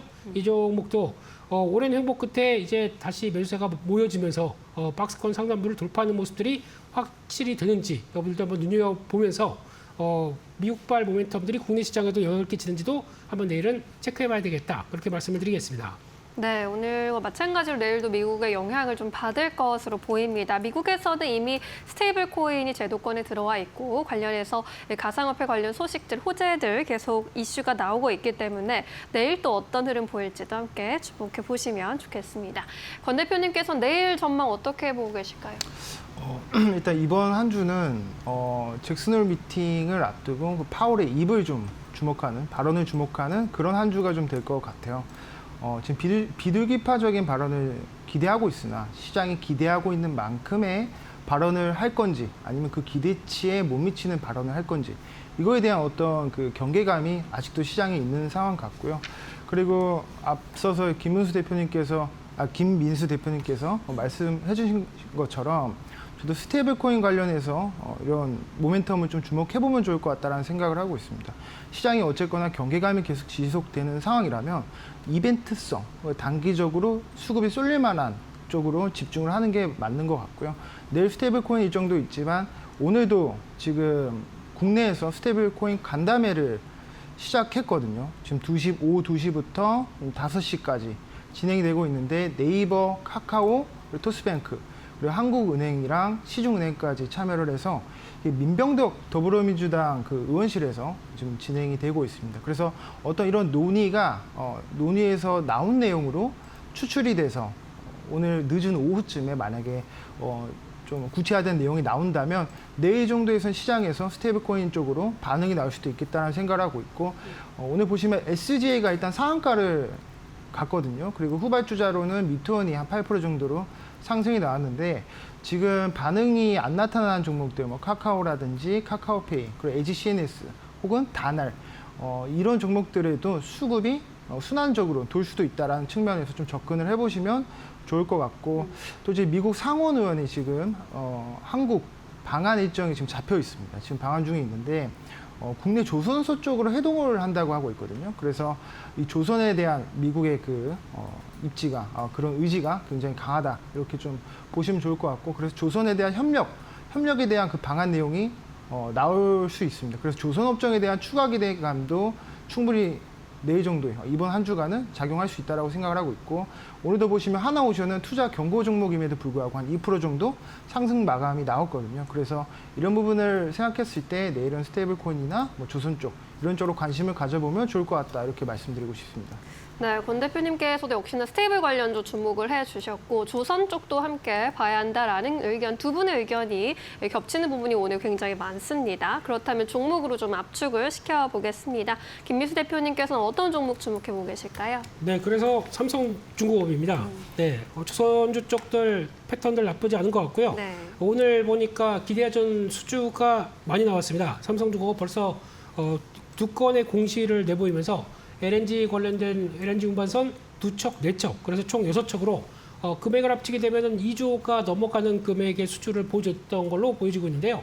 그렇게 되면은 목표했던 LNG선 쪽의 슬롯을 보게 됐을 때 2028년까지 약 한 20척 중에서 15척이 채워졌습니다. 그만큼 이번에 나왔던 단가들도 보게 되면 예상했던 수준보다 계속 올라가는 모습들이 확인됐기 때문에 LNG 쪽은 여전히 이제 또 미국 중심으로 LNG에 대한 수출이 활발하게 이어졌을 때 앞으로 운반할 수 있는 또 여러 가지 변화, 특히 카타르 쪽에서 나올 수 있는 수주 흐름들까지 연결해 보게 되면 여전히 기대감이 높다는 쪽에서 이쪽에 대한 변화가 나오게 되면 특히 수주를 받았던 삼성중공업도 마찬가지고 나머지 기업들도 계속 또 모멘텀이 있을 것이다라고 봐야 될 것 같고요. 이번에 2분기 영업이익이 2천억대가 안착됐습니다. 그렇게 되면 아마 3분기에서 4분기 약간 분기별로는 슬로우할 수는 있겠는데 여전히 레벨업된 실적을 보여준다라고 하게 되면 2년 이상 수주 잔고 갖추고 있는 상황 쪽에서 일단 마진이 2자릿수 대까지 올라오는 현상들을 이제 보기 시작한다라고 하게 되면 본격적으로 레벨업에 대한 모습들을 기대할 수 있겠다는 쪽에서 눈여겨봐야 될 것 같고요. 따라서 지금 이 자리에서 턴하기 시작한다 그러면 단기적으로 지난 고점 넘어서 23,000원대 정도까지는 충분히 목표가로 설정할 수 있겠다라고 바라보고 있고요. 단기 박스권 하단부가 이탈되는 17,500원 정도를 일단 손절가로 말씀을 드리겠습니다. 네, 좋습니다. 삼성중공업 강조해 주셨고요. 양호한 실적과 함께 목표 주가 23,000원까지 바라볼 수 있겠다라고 이야기해 주셨습니다. 권 대표님께서는 어떤 종목 보고 계십니까? 네, 저도 김민수 대표님과의 업종은 같습니다. 근데 종목은 하나오션으로 가지고 네. 왔고요. 아무래도 20일 한미정상회담에 대한 기대감을 좀 반영할 수 있다라고 저는 생각을 하고 있습니다.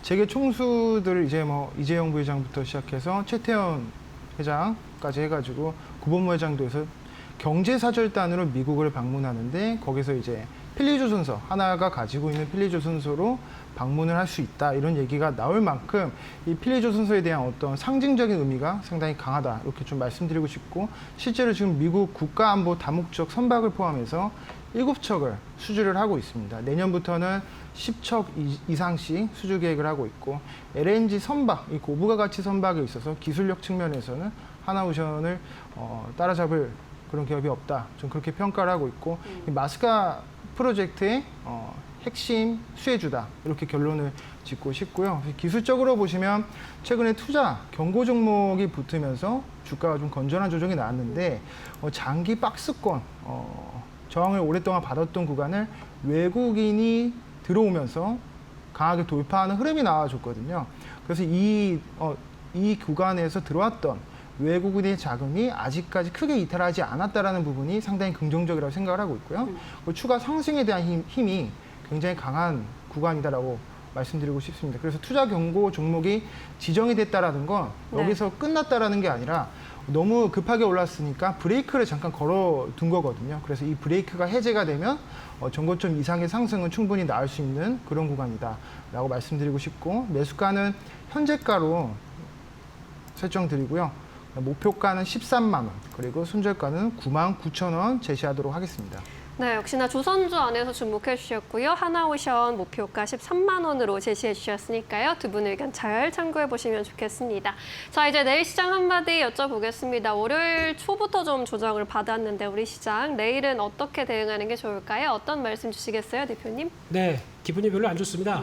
중요한 지지권이 이탈됐기 때문에 내일은 바로 3,180 이상으로 돌아가야 될 것 같은데 그렇게 못 간다 그러면 조금 이건 좀 무거워질 수가 있기 때문에 변동성 관리는 좀 필수가 아닐까라는 쪽으로 말씀드리겠습니다. 네, 지수 빨리 돌아가야겠죠. 그래도 변동성 관리 좀 해보자라는 의견이었습니다. 권 대표님께서는 어떤 의견 주시겠어요?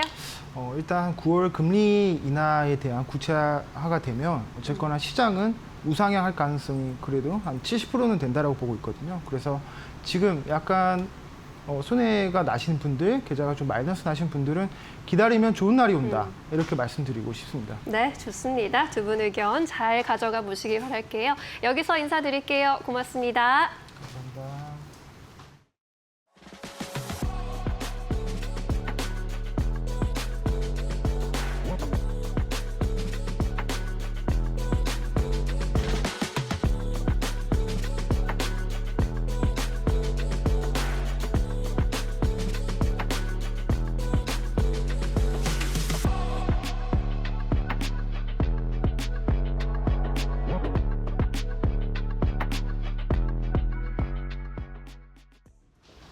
오늘 저희가 준비한 소식은 여기까지입니다. 내일 오후 2시에 다시 돌아오겠습니다. 시청해주신 여러분 고맙습니다. 오늘도 내일도 파이널 샷.